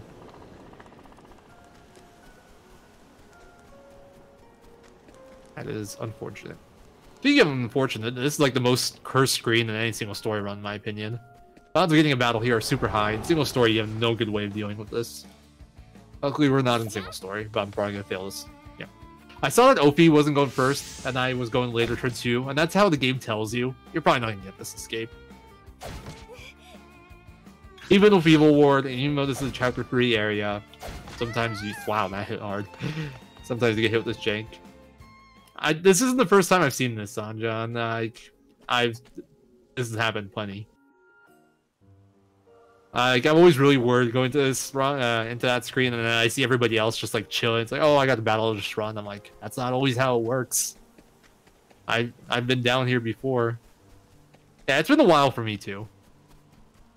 And AMS it's a lot more common because you're lower level, so makes sense there.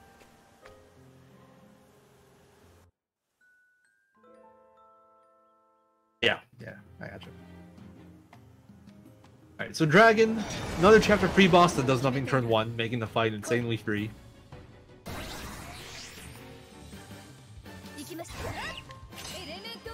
Really good turn order. This is actually optimal.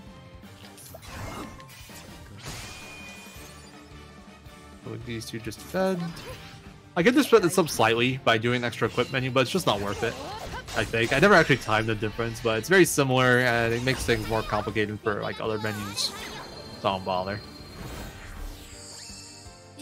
Alright, I need to watch if OP levels up and trust the 2 a little bit, just so I know if I have HP. Alright, Trusted didn't, but OP did, so I have my SP again. If I didn't level up there, I would have had to restore my SP for the Haunted 4 segment. Speaking of Honda 4, that's actually one of the higher variant segments as well, because there's 2 screens you have to go through, and both of them have a... I'd say, oh, well, one's like probably 60% chance, maybe 50% chance of giving you a battle. The other one's like a 90% chance of giving you a battle. And then depending on turn order, you might want to kill the battle, or like depending on your XP or JB, maybe if you already have a ton, you might want to run from the battle, and then you can fail to escape. And there's all sorts of just variants in it.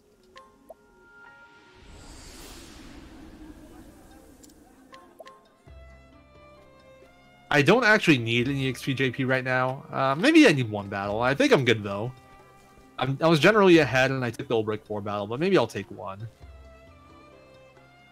Actually, I should have this in my notes somewhere. Okay, I don't. Sad. Discord. I don't have this in my notes. Functioning program. Hey Lori, welcome back. I really like this game. One of my all-time favorite games. Big fan, big fan. Highly recommend, especially since it's on sale right now on Steam, I think, for 30 bucks. So that was a good time. I'm obviously biased because I'm speedrunning the game, so obviously I like it, but I do think it's a really, really good game. So I'd recommend buying it, playing it. It's not for everyone though. If you really if you have a really big focus on story when it comes to RPGs, like if the story is by far the most important thing to you, then maybe it's not for you. The story in this game is it's not awful, but it's just like not the focus really, because it's split up into 8 stories and they're kind of short. But everything else is just phenomenal. Music's amazing, battle system's great, so much exploration, lots of side stuff to do. It's an amazing game. So there's battle 1. I'm gonna try to run. I'm probably gonna fail. Okay, I got it. The reason I said I'm gonna fail is because of turn order. I saw that Ophelia was nowhere near the front in both turns, which is like an indicator for me that I'm probably not gonna get it. We got it. The reason I didn't take that battle, I could have killed it, but I chose not to because Ophelia was like after all the enemies. If I'm gonna kill a battle, I really want Ophelia first. Also, before I get into Red Eye, if I don't get a battle, I do want to heal Tressa. I literally hit pause as I got that battle to heal. Okay, I'm just gonna kill this. God damn it. Once again, Ophelia after all the enemies.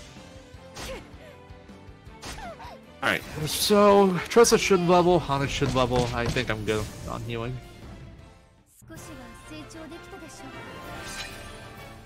Yeah, good. The thing is, I don't think it pieced together into like a big overarching story all that well. There's obviously the connections that happen, but I wouldn't say it was like a oh my god, it all fits together moment. It's like, oh yeah, I guess this is all kind of connected. A little spooky. Okay, we're fine.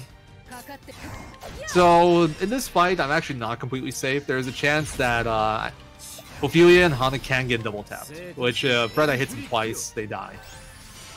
If I get lucky with turn order, he might not even get an attack in. I can make it, like, if I have Ophelia and Hana before him, he'll never even get an attack. If I have a good turn order, I get just things 2, like if Therion and Tressa are before Ophelia turn 2, I can use them to break, and then just have, like, someone else do something, maybe VP or whatever.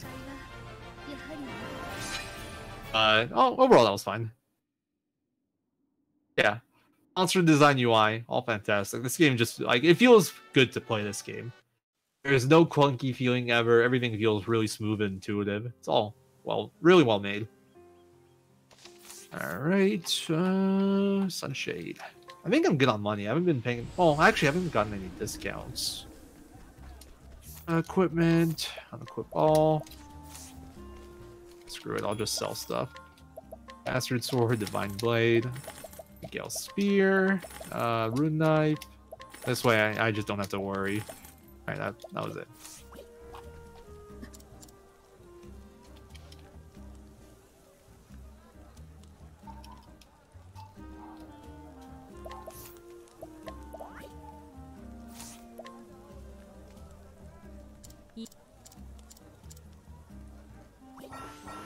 Alright, optimize. Bracelet. Never really mentioned these bracelets, so that's scrutinized that do in Saints Bridge. It was to unlock an item I can buy in the shop called Empowering Bracelets. It's a little bit late to be going into this, but what Empowering Bracelets do is they're essentially a flat 500 HP boost to a character. And HP in this game is a lot more valuable than defenses. I mean, defenses are good too, but the thing is, for defenses, you get them in smaller quantities. Like, 500 HP is really accessible, 300 defense is less accessible, and it's linear. 300 defense is just, like, minus 300 from physical attacks for the most part. So the 500 HP always outvalues defensive stats, and for accessories, the most you can get is, like, 100, I think, on one unique item.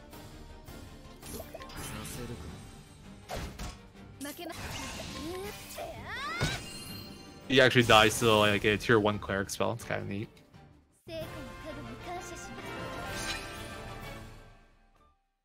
Yeah, I'm exactly Black Slime. It does feel a little bit generic, too. But it's like, that's the worst part about it. Everything else about this game is so damn good. It's like, who cares? It's obvious it wasn't the focus, and I think that's fine. I think they did an amazing job. And even then, individual stories, some of them, like, I don't think anyone will like all the individual stories, but some of them are, like, really good, in my opinion. Like, I really liked Prim and Ulbricht's individual stories. I didn't like Tressa's, for example. But it's up to preference. Like, I know a lot of people actually really like Tressa's. So I feel like even if you don't like it all, that'll be something for everyone.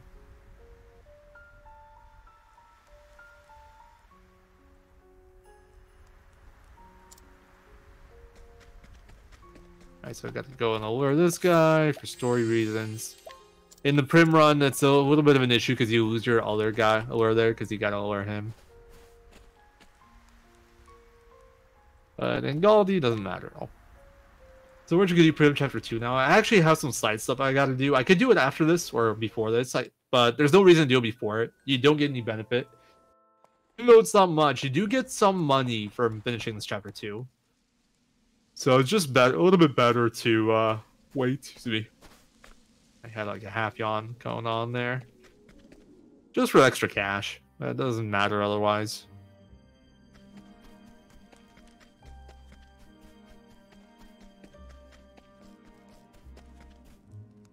Oh, that's sick. OST in this is amazing.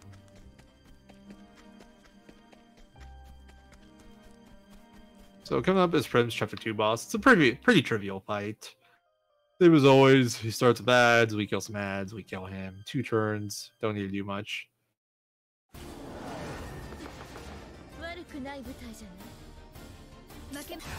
OP first is actually not what you want here, but it's fine.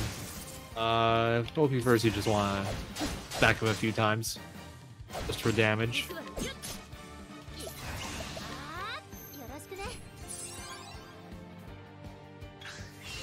Finish with Holy Light. Don't even need the sword spell. That's what the swords are there for. Without the swords, I would have to do another sorcerer spell. You'd miss the damage by like 1k maybe. That's also why I could BT Blade on Therion early. He doesn't need it until way later on, but there's a few fights like that where you just squeeze in a few more hits to cover like a kill that you wouldn't get otherwise. Right, and then we're not gonna go straight to Prim 3, we're gonna go here. We're gonna talk to the Lake, this guy from Chapter 3 that we fought, from Hans Chapter 3. And he is evil. Absolutely evil. I forgot to do something. I never got... Okay.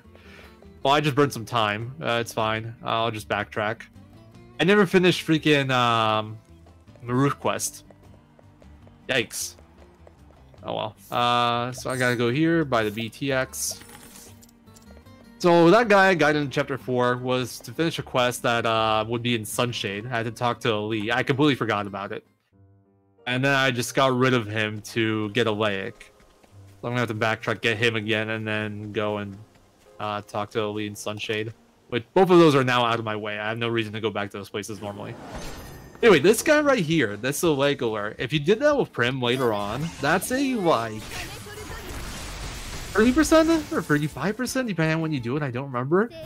But I failed it like 4 runs in a row. Over 5 times I had to restore rep. It cost me 1,000,000 years, and the Ophelia, it's guaranteed. That guy is literally the... I didn't buy Viper Dagger. My god. What am I doing? Okay, I can fix that too. So let's buy Viper Dagger. Yikes. I actually can't remember how to play this game. It's great. Alright. I was supposed to do this earlier. Oh, just do it now. So yeah, that's the second time I'm doing that. What I forgot to do was talk to this kid right here. This is Ali. He's from Trusted Chapters. Maruf is his father. You had to bring him over here as part of his side quest. Alright, and now we go Prim Chapter 3. I'll get Viper Dagger from Dust Sparrow. It's a 3% steal. No. And the one in Marcelum takes too long. It's way faster to just buy it. Plus, with the one in Marcelum Catacombs, there's a chance of battle, which you don't want to risk. Because that's just a death and you lose a billion years.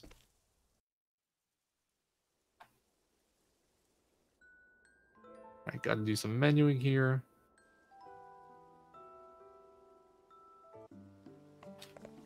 Alright, Primeval Bow. And then Primrose Skills. Peacock, Panther, and then you get HPP. No, it never uses the buffer glitch. It's never needed. Like, even it wasn't like intentional to like avoid it. There's just no place where it saved time.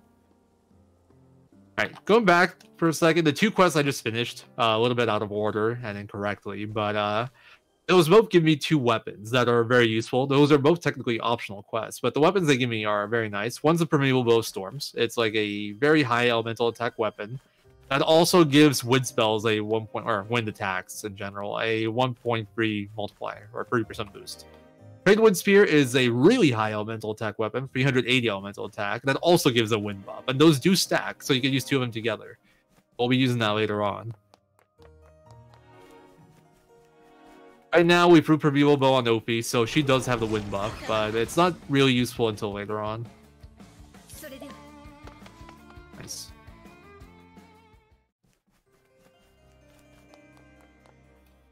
There's a glitch with Farian goes before Ulbrich. I mean, if you count that as a glitch, there's a lot of glitches in this run. Defend. Defend. Sword. Attack is just so I don't defend. So we're gonna Elephant Ophi, and she's gonna Recco Ventus. This is where the Primeval Bow is nice. With the wind buff, you just destroy him here. Don't need to do, like, if you didn't have the Primeval Bow, you'd have to do a Peacock Strut or an Elemental Break here. But I don't gotta. Everybody with Trestle leveled. I don't think, yeah, she can get hit, so she should be healthy.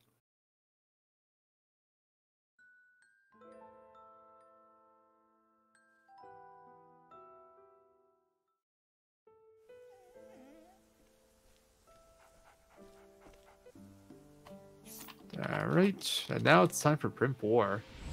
This is one of the hardest Chapter 4 boss fights. It's pretty notorious because it has two parts. You have to do them both in a row, and the first one's really hard. For anyone that's run Prim Single Story, you know the pain of doing this. I can purchase, I have money.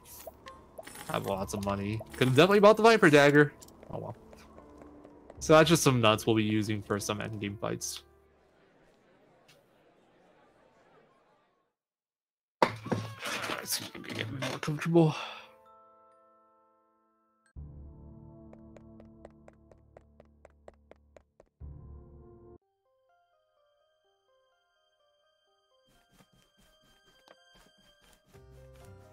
This screen right here is also a little bit random. There's a lot of good chests on this screen right here. There's like 50,000 in money.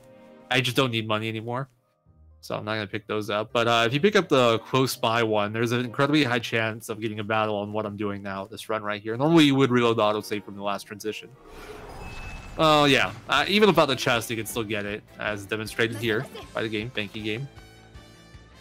I should have maybe killed that. I haven't checked my... No, I think my XP JP is good. It should be. I just haven't checked it at all. But yeah, like, so for the Prim runs where you really want a yellow, you would actually pick up the chest and then try to make it that screen. And then if you're me, you would die a horrible slow death. If you're other people, you'll actually make it through. But I hate that screen. That screen's just so cursed.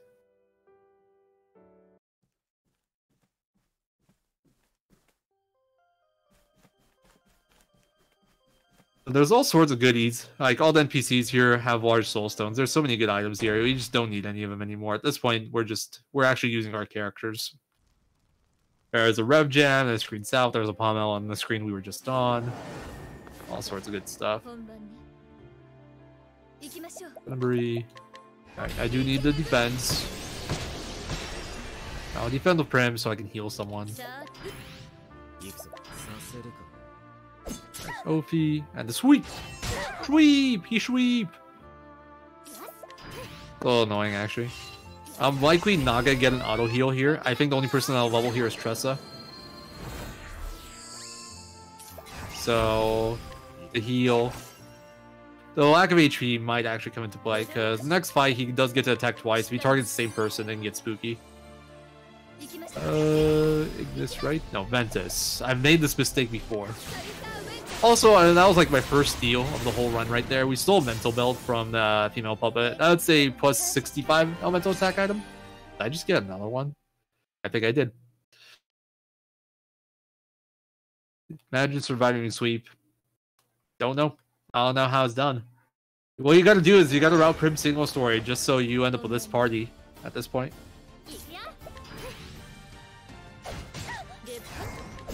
Don't do it! Alright. Cool. Fast fight. Nice.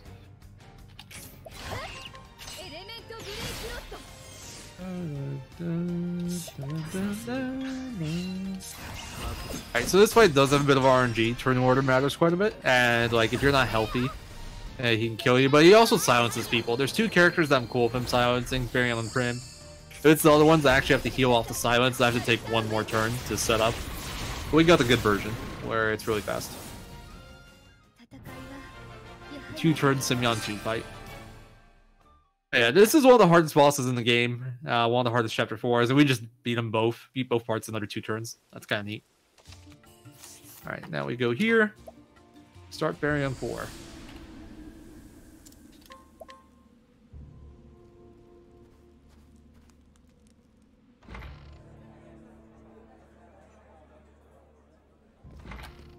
Purchase the Fortifying L.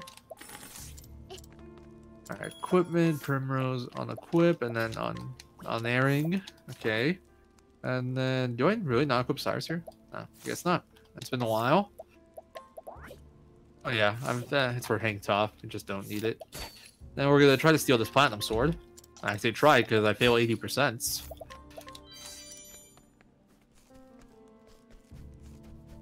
And we're just gonna do the first part of Fairylands Chapter 4, and we're gonna warp out and do Cyrus 4. As well as this battle, it's a little bit spooky because they can kill Cyrus here. Hopefully Ophi just goes first, which she did. That's what happens most of the time. Also, I think I can keep Ignis there instead of doing Demetrius, whatever.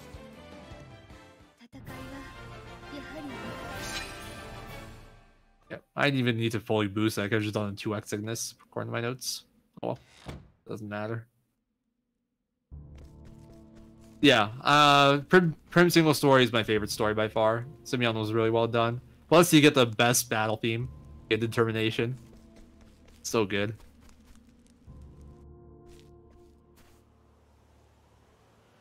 Alright, so the reason we do this now is because we end up all the way over here doing the story stuff, and then I have to run back to like the start of the town again, and it's way faster to warp out.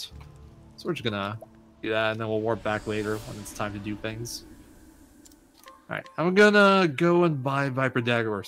Yeah, I'm gonna go buy Viper Dagger. I'm not gonna steal it. I'm gonna do that now. Just so I don't have to worry about it later. I should have had it already, but I'm dumb. Also, my god, that path was awful.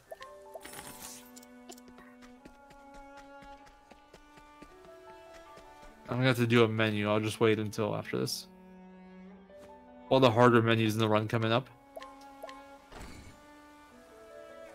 Generally just because it always feels a little bit weird. It's not the longest one. Alright, jumps, Rune Lord. Alright, JP's good. We should be fine. And then back to Sorcerer. Then Cyrus, you get Merchant. 4 skills. So the JP for Cyrus is actually really precise. Look how much he has left at the end of this. 31. Oh, And I should probably finish my job menu and do the rest of that. Alright, and then Tressa goes warrior. She gets all the warrior skills. She'll need surpassing power later, but for now I just want cover. And then back to scholar. And then, okay, Ophelia, use boost start for elemental edge. This is overall a damage buff. Cyrus gets all 4 skills. Then Tressa loses grow on trees for cover. And then I still gotta do some equipment. Optimize. You get an empowering bracelet. And then you get a vendetta coat. And then Therion gets a viper dagger for speed reasons. Alright, should be good now. So I just worked the Hang Tough onto Cyrus. That's what I learned the 4 merchant skills for. Hang Tough is going to get used in the final boss fight. And it's going to get used a bit now. It used to only be used for final boss fight. Now it's used in a few other places. What it does is if a character gets attacked and they're not in critical HP and they would have died from the attack, they end up at 1 HP instead. So essentially it lets a lot of characters that are weaker tank 2 attacks instead of 1. And we take full advantage of that. The cool mechanic of that in cover is, I haven't really talked about cover so far. We've used it a little bit. What cover does is if a character has cover equipped and the character is about to die to a physical attack, they'll cover that character. They'll block it for them. And that combined with Hang Tough makes you essentially invincible to like single target physical attacks, which we'll be using versus Darius coming up.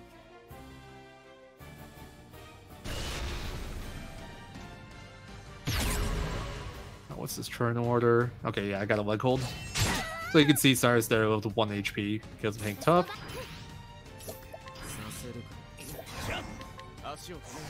Leg hold. You gotta do an E-break. The Lucia actually has pretty shields. She starts off the most shields in the game as far as I know. So normally the plan is you're supposed to break her slowly but surely and then just like hopefully kill her during the first break. The second break she switches up to 15 shield, elemental weaknesses. Right now it's all physical. That takes a while. I don't got time for that. So we're just gonna kill her without breaking her. She has 84k. This does just over 84k, like 85 point something. And yeah, that's a lot faster than doing all that breaking through 30 shield stuff. She actually has a lot of dangerous attacks too because she can knock people unconscious, and she has a lot of AoE. She hurts a lot. So dealing with her like that in 2 turns is really good. If it took any longer, you probably wouldn't have a reliable fight, or you'd have to do other stuff to mitigate some of the risks that come with a longer fight, like her unconsciousing people. Oh, let's examine. I'll try to scrutinize.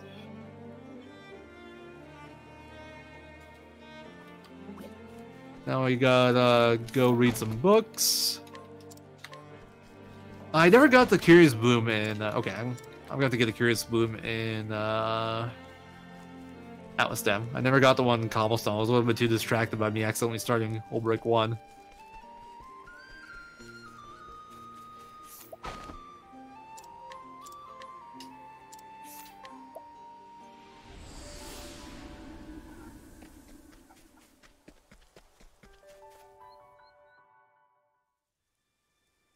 So we just gotta get to the screen here and scrutinize the mural to finish Cyrus' story. The thing is, it's faster to teleport out and run back than it is to just run back, especially since you're guaranteed a battle if you just run back. That's why we're doing that. What are the quiz options? 232. Okay, and then the second one I wanna not cutscene skip. So right here. It's actually faster if you don't cutscene skip there because it pops up nearly instantly. One of the new finds.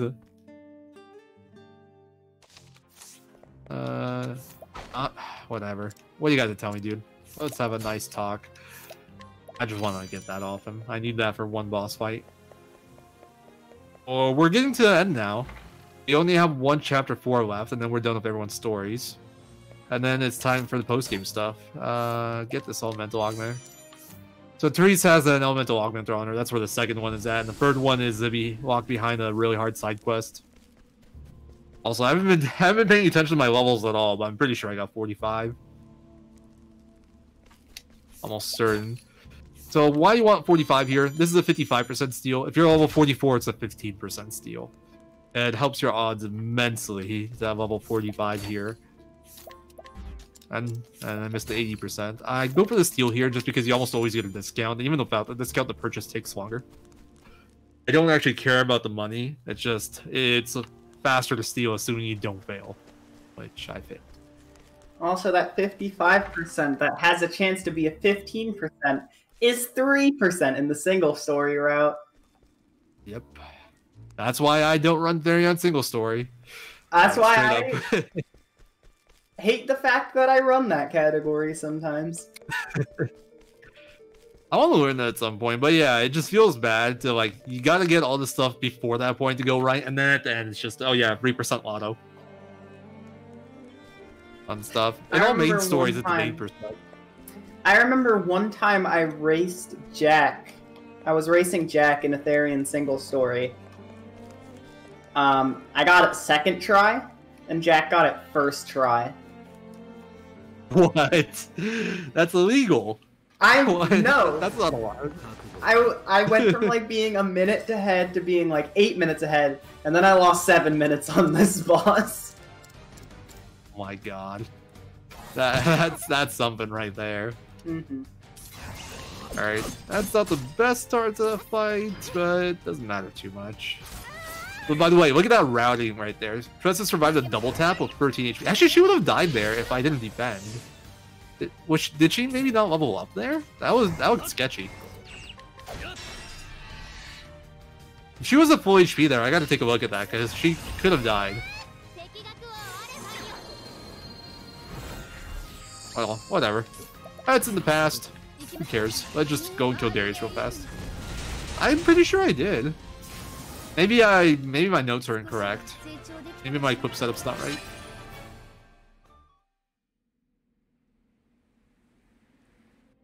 The way that's supposed to be routed is that every character can tank a double tap, so that fight's actually pretty scary since Darius is fast and he hurts a lot. But he set it up so he can't actually one-shot anyone. Tressa has cover, so she'll tank for people, and then Hank Tup will save Cyrus, and Opie's tanky enough to tank 2 hits. So normally that's how it goes. If he does get 2 attacks in, you tank it, and you win after. But yeah, I don't know. My Tressa, she's over level 2. So either I came in with a not fully healed, in which case I think she would have died anyway. So I don't know. Or I'm missing some equipment I should have on her. In which case I probably need to fix my notes or fix my eyes. Because if I'm missing armor, it's just like a notes error probably. Alright, so here's a big tiger boy. Okay, good turn order.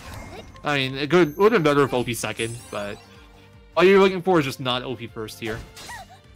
And you just give her some BP and she one-shots him with Big Ventus. Enough.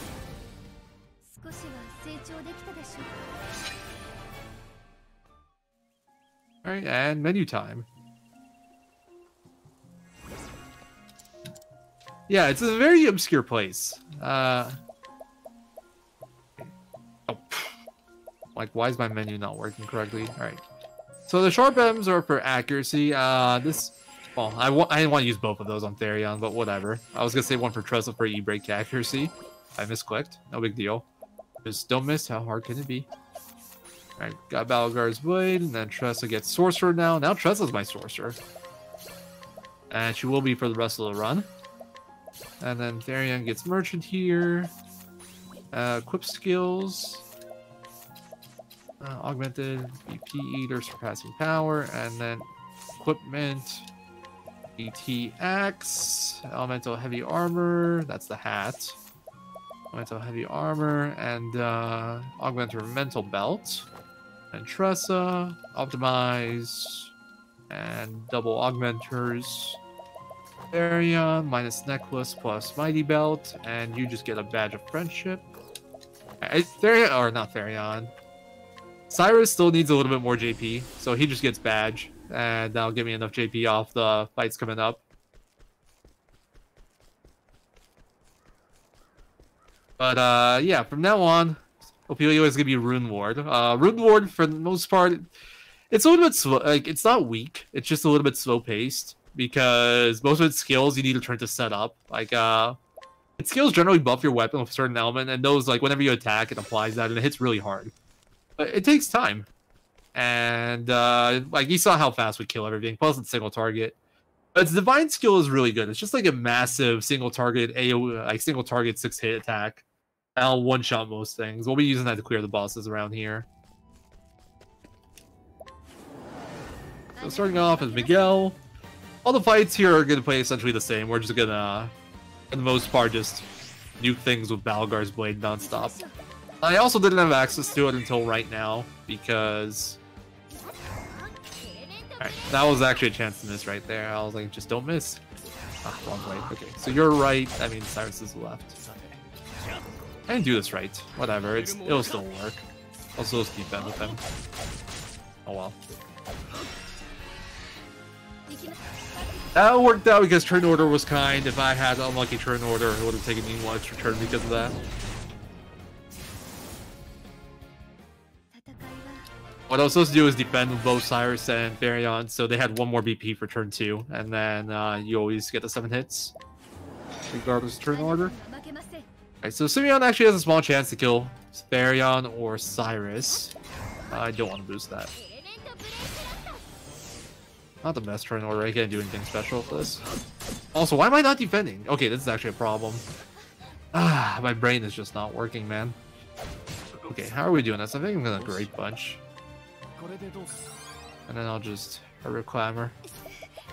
So I'm gonna get attacked another time here, it'll be fine. It's just gonna take a bit longer. I'm gonna have OP killed next turn.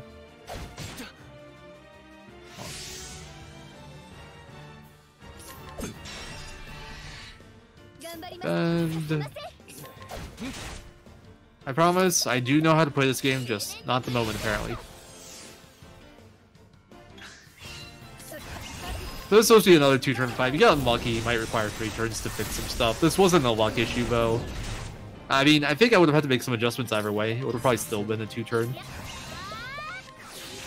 Yeah, Tressa hits kind of hard now too. She has both the wind boosting elements, so all her wind attacks are just gonna destruct, just wreck things. She hurts a lot now. Alright. Anyway, I gotta do an equipment menu here. So, I don't need to do anything. Optimize, powering bracelet, powering necklace. And then I can do this, platinum sword, hasty helm. Ulbrich just gets all my speed stuff now. And then you get double tomahawk. Okay. And then change party. I got enough JP with Cyrus now, so we're gonna switch to Alpin. So we haven't seen it yet, but we have an item called double tomahawk. It's an axe we can equip. It's pretty useful. Also, this is a nice turn order. No, I do want to do 2x. I know how I'm going to play this. I need a little bit of bonus damage here. Like, in theory, this would be the perfect turn order if I actually had enough damage to one-shot him with OP, but I don't. I think I could do Steel HP here, or Steel SP. That should work. Let's find out. I have HP. Yeah, I have HP feed. No, it's not enough. Okay. If I had more BP, it would have worked. But that's fine. You need like 6-7k, I think, extra. But yeah, you might have noticed that Alpin got 4 attacks in there, even though he only did 2 BP. That's because double tomahawk lets you, it's like essentially double attack for every attack. That's gonna get used a lot. This turn order is so sketchy. I should have maybe even done Mercs. Yeah, I think I should have done Merc. Someone might die here. Okay, get Alpin. That's really good. Actually, this is the 1 turn now. Is OP's last? OP would have likely died. If she doesn't get crit, she might live, if I remember correctly, but she almost always gets crit. I think Tressa's in the same boat, except she doesn't get crit as often. And then Varian would have died. Alpin is just a tank, though. Okay, I need a little bit more damage, apparently. Let's try this again. Round 2. There we go. Now it works. I think I could have done Viper Dagger attacks. That one's also a bit of a range. I think if I just did Viper Dagger attacks, it would have killed too. But yeah, Alpin's just a tank. He's a big beefy boy. It's kind of gonna be his job later on. It's gonna just be tanking for me. Ugly turn order. I should have maybe broken him here actually. Oh well. Just so he has less animations.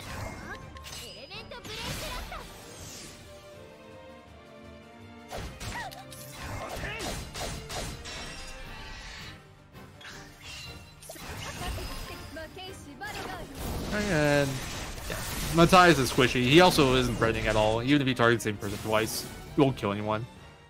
Matthias is by far the easiest chapter 4 boss, so easy fight. And now we gotta do a menu, Tressa Jobs, Dracings, and then Therion. You get all skills besides the Divine, and Warrior. You'll be a Warrior for a little bit. And then Lord skills, Opie gets all her cleric skills. You get all of these, and then you get all of these. And that's like the last skills these guys are gonna learn for the rest of the run. Alright, so this fight's actually worse with Opie than it is with Cyrus Sork. It's a little bit janky, but it's still fine. I just don't have Lightning Blast kill potential. Promise. Yeah, there's nothing I can do there.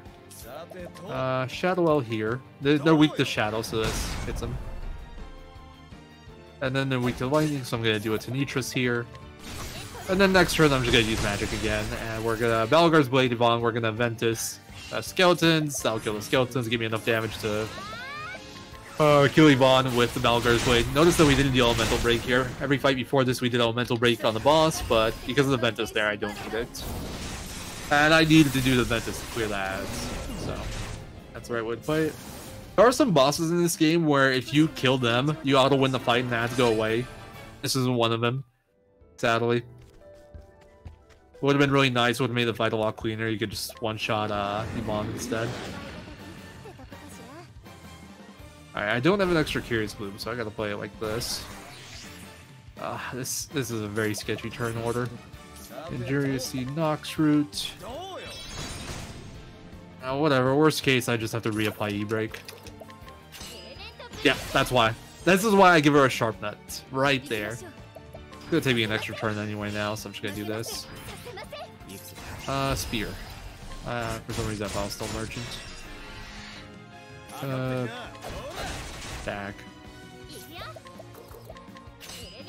That right there is why I give Tressa a Sharp M. And the way that turn order was shaped out, I couldn't actually get her in before Opie turn 2. Yeah, Tressa's definitely cancelled.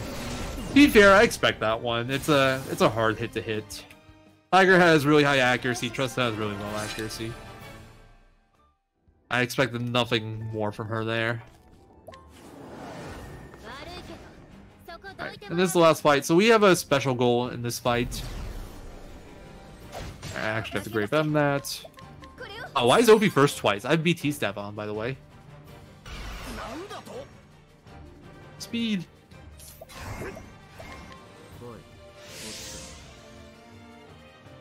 So yeah, I was saying, I have a special goal in this fight. I want to kill off Therion. Therion must die. And here I'm going to do Curious Miss because he has a chance to tear people, and I don't want anybody getting teared. Okay, you're at the end of the turn order. Whatever. No, this is stupid. I don't know why I did this. I was thinking I could take off a shield, but Therion's turn was there anyway. Yeah, Alphen will just break him with Double Tomahawk, and then Opie finishes him off. So there's a skill in this game called Fortitude. It's an equipped skill, and how Fortitude works is the less HP you have, the bigger damage multiplier you do. With max damage being at like under 30%, I don't remember the exact number, but it caps out at 3 times damage at 1 HP for sure. I don't remember the exact like formula for when it caps out, but also I gotta revive him real fast. So, point is, I want Therion. Therion's gonna get Fortitude, and I want him at 1 HP for the coming fight. So we kill him off there, and then we revive him, which puts him at 1 HP automatically. Alright, Primrose Ophelia, Alphen Cyrus, and then Haunted Tressa, right?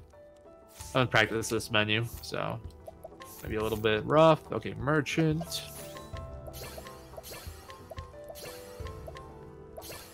Warrior. And Hunter. Like hold.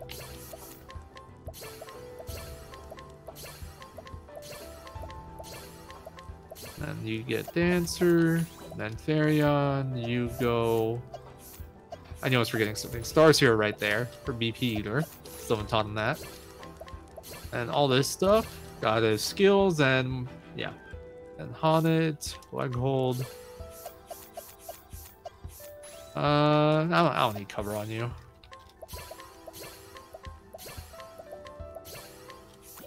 Who needs cover? Alright, cover, hang tough. Cyrus is good. Therion is the big one. He changes all his skills. Surpassing power, and then you get hang tough. Alright. And gotta do one more menu here. Alright, Prim, Tressa. Like that. I don't remember how to do this quickly, so I'm just gonna do it slow. On it. And then Therion, Ophelia. I'll just make sure that's good. That's good. Yeah, I'm glad you're enjoying. There's definitely a lot of really cool strats and tech that go with this. And here's part 1 of the final boss fight. So this is actually the highest HP boss in the game. This guy has 500,000 HP, but assuming things go smoothly, we'll make short work of it. It's a 5-turn fight.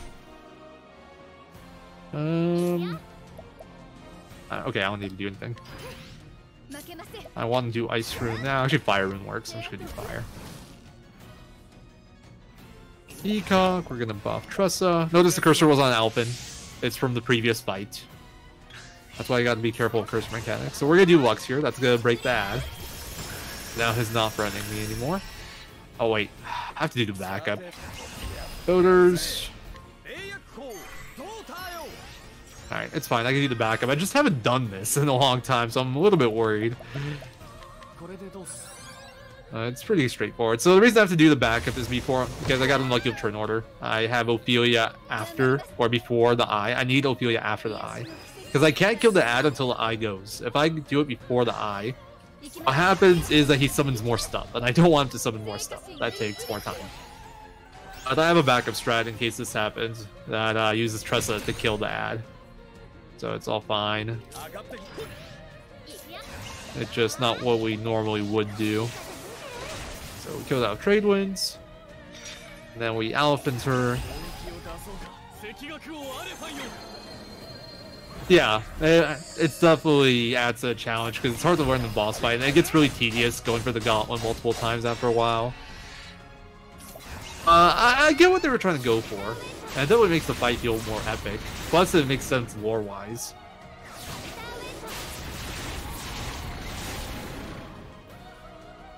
Defend. I'll just throw an attack here. Here's an example of a rune. Get some nice damage out of that. Alright, Rev Gem again. And now we're going to finish him off with another Ventus and a Balgar's Blade. So normally what you would do is you would do an Elemental Break and you only do one set of Ventuses, like one Alphix Ventus that would hit for 66,000. You'd also do a Dracing spell. And you wouldn't have the Fire Rune attack with OP, you would just have Balgar's Blade. But because I had to adjust the turn order like that, because of OP outspeeding the Eye, even though she's really slow, you have to make that adjustment. And play like this. And now here comes the worst fight of the run, because there's a major RNG part to this run, and if you get unlucky, you can just die before you get to do anything. I did this once for practice before the run today. I actually did get Maw. I had Olbrick, Maw, Therion, but Maw did attack, and it ended up being a really fast fight. Yeah, see, you see that big head right there, that big ugly head? You want to make sure that Therion goes before it. You also want Olbrick before Therion, or someone before Therion, but that's the most important thing. Alright, we're good. 233 Quadra? Man, it's that close. Alright, well, we should have it. I gotta get turn order here.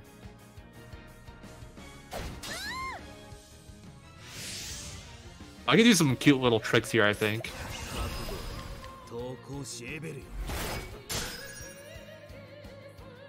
So I'm actually gonna defend upon it. Yeah, this works. And then we're gonna pan for Dance. There you go. Let's put him before my block, which is kind of neat. Doesn't really matter all that much. That's actually a problem. Okay, this has to get done. Not yet. Not GG yet. Okay. I gotta do the leg hold. I'm gonna have to possibly improvise a lot here. This is gonna be really weird. Damn, they didn't give me a good enough turn order. Okay. I got an idea of how I can play this. It's just gonna be problematic. It's gonna be turn order based, actually. Armmaster. I might actually die here. We'll see what happens right now. This is gonna be spooky. Alright, so I got a olive in. Same VP on both of you. Yes, okay. We should be fine. I know how I can do this. I'm just making sure I'm thinking about it. Okay, I need a Pommel, I need a corrosive. Yeah, should be good. So, you're supposed to kill him this turn, but because Ulbrich died, I couldn't break him. Or, you're supposed to kill him next turn, but I couldn't break him. So now he's gonna get a bunch of shields back. I can't break him anymore. Actually, yeah, I can't break him anymore. So we're gonna have to improvise a bit, but we don't actually need to break him. Alright, so Pommel. And then we're gonna finish him off with the neighbors without a break. Alright, well, we made that work. That was actually such a... I've never had a Galdera fight like that before. Thanks, John. That was definitely that was a new one for me. A recovery. Yeah, definitely. Also, time is coming up on the pop-up here after this cutscene. And time. Whew. GG. Thanks for the GGs, guys. Yeah, that was a weird phase 2. So the thing is, Primrose also has cover there. So she could have protected Ulbrich, but she chose not to. Or did Ulbrich protect someone else? I don't remember. But the point is, Ulbrich shouldn't have died. I have 2 people covered, so they're supposed to cover each other, but they just decided not to. Alright, do I didn't have the timer up at all. 51. Yes, I still have my pride. I beat the Switch world record. For PC, this is honestly really slow. The record is 3 hours, 28 minutes, 59 seconds by me. But I had no practice going into this, like 0. This was a very last second run. And there was obviously quite a few mistakes in the run, so considering all that, it wasn't too bad. We threw an extra bonus Ulbrich 1. So we take these. We get overestimate though, so that's a little disappointing. It happens sometimes. It's the first time I've been overestimated in any marathon run ever. I'm very sad. My streak is over. Well, that was still a great run. That was still an amazing run. So thank you. Well, thank you. And thank you for hosting. It's been fun. Yeah, no, it was a lot of fun. I'm really glad we were able to scramble a showcase together for this week because I messaged the Octopath Discord at like 1 a.m. yesterday, or like this morning technically. Like, hey, could somebody run a category? And you responded. So yeah. I saw it earlier. I was just like, I haven't played this game forever. It's like there's Sanjan or Quadra. If they could do it, that'd be better. For me, it would just be Rusty. I haven't played this game in months. Galdera run, and that's what we got today. It was beautiful. Fiesta of a run. Thank you so much. Yeah, because these showcases are always fun. We enjoy doing them, and then we also have our main event coming up in 3 weeks. So it's just excitement all around. Yeah, with the run over though, we're gonna throw our raid over. And speaking of, I just mentioned our main event happening in 3 weeks. We're gonna throw the raid over to Mr. Shasta, who's one of the runners that we're gonna be featuring at our fall festival in a few weeks. So go get excited all over the place. Could have worded that better. Yeah, go check him out. Looks like he's doing Metroid Fusion 100% Metroid run. Fusion. Like. Gonna be playing Mario Kart DS at the event itself, but is running Metroid Fusion for another event, I think, next weekend. So there's a lot of marathons going on the next month or so.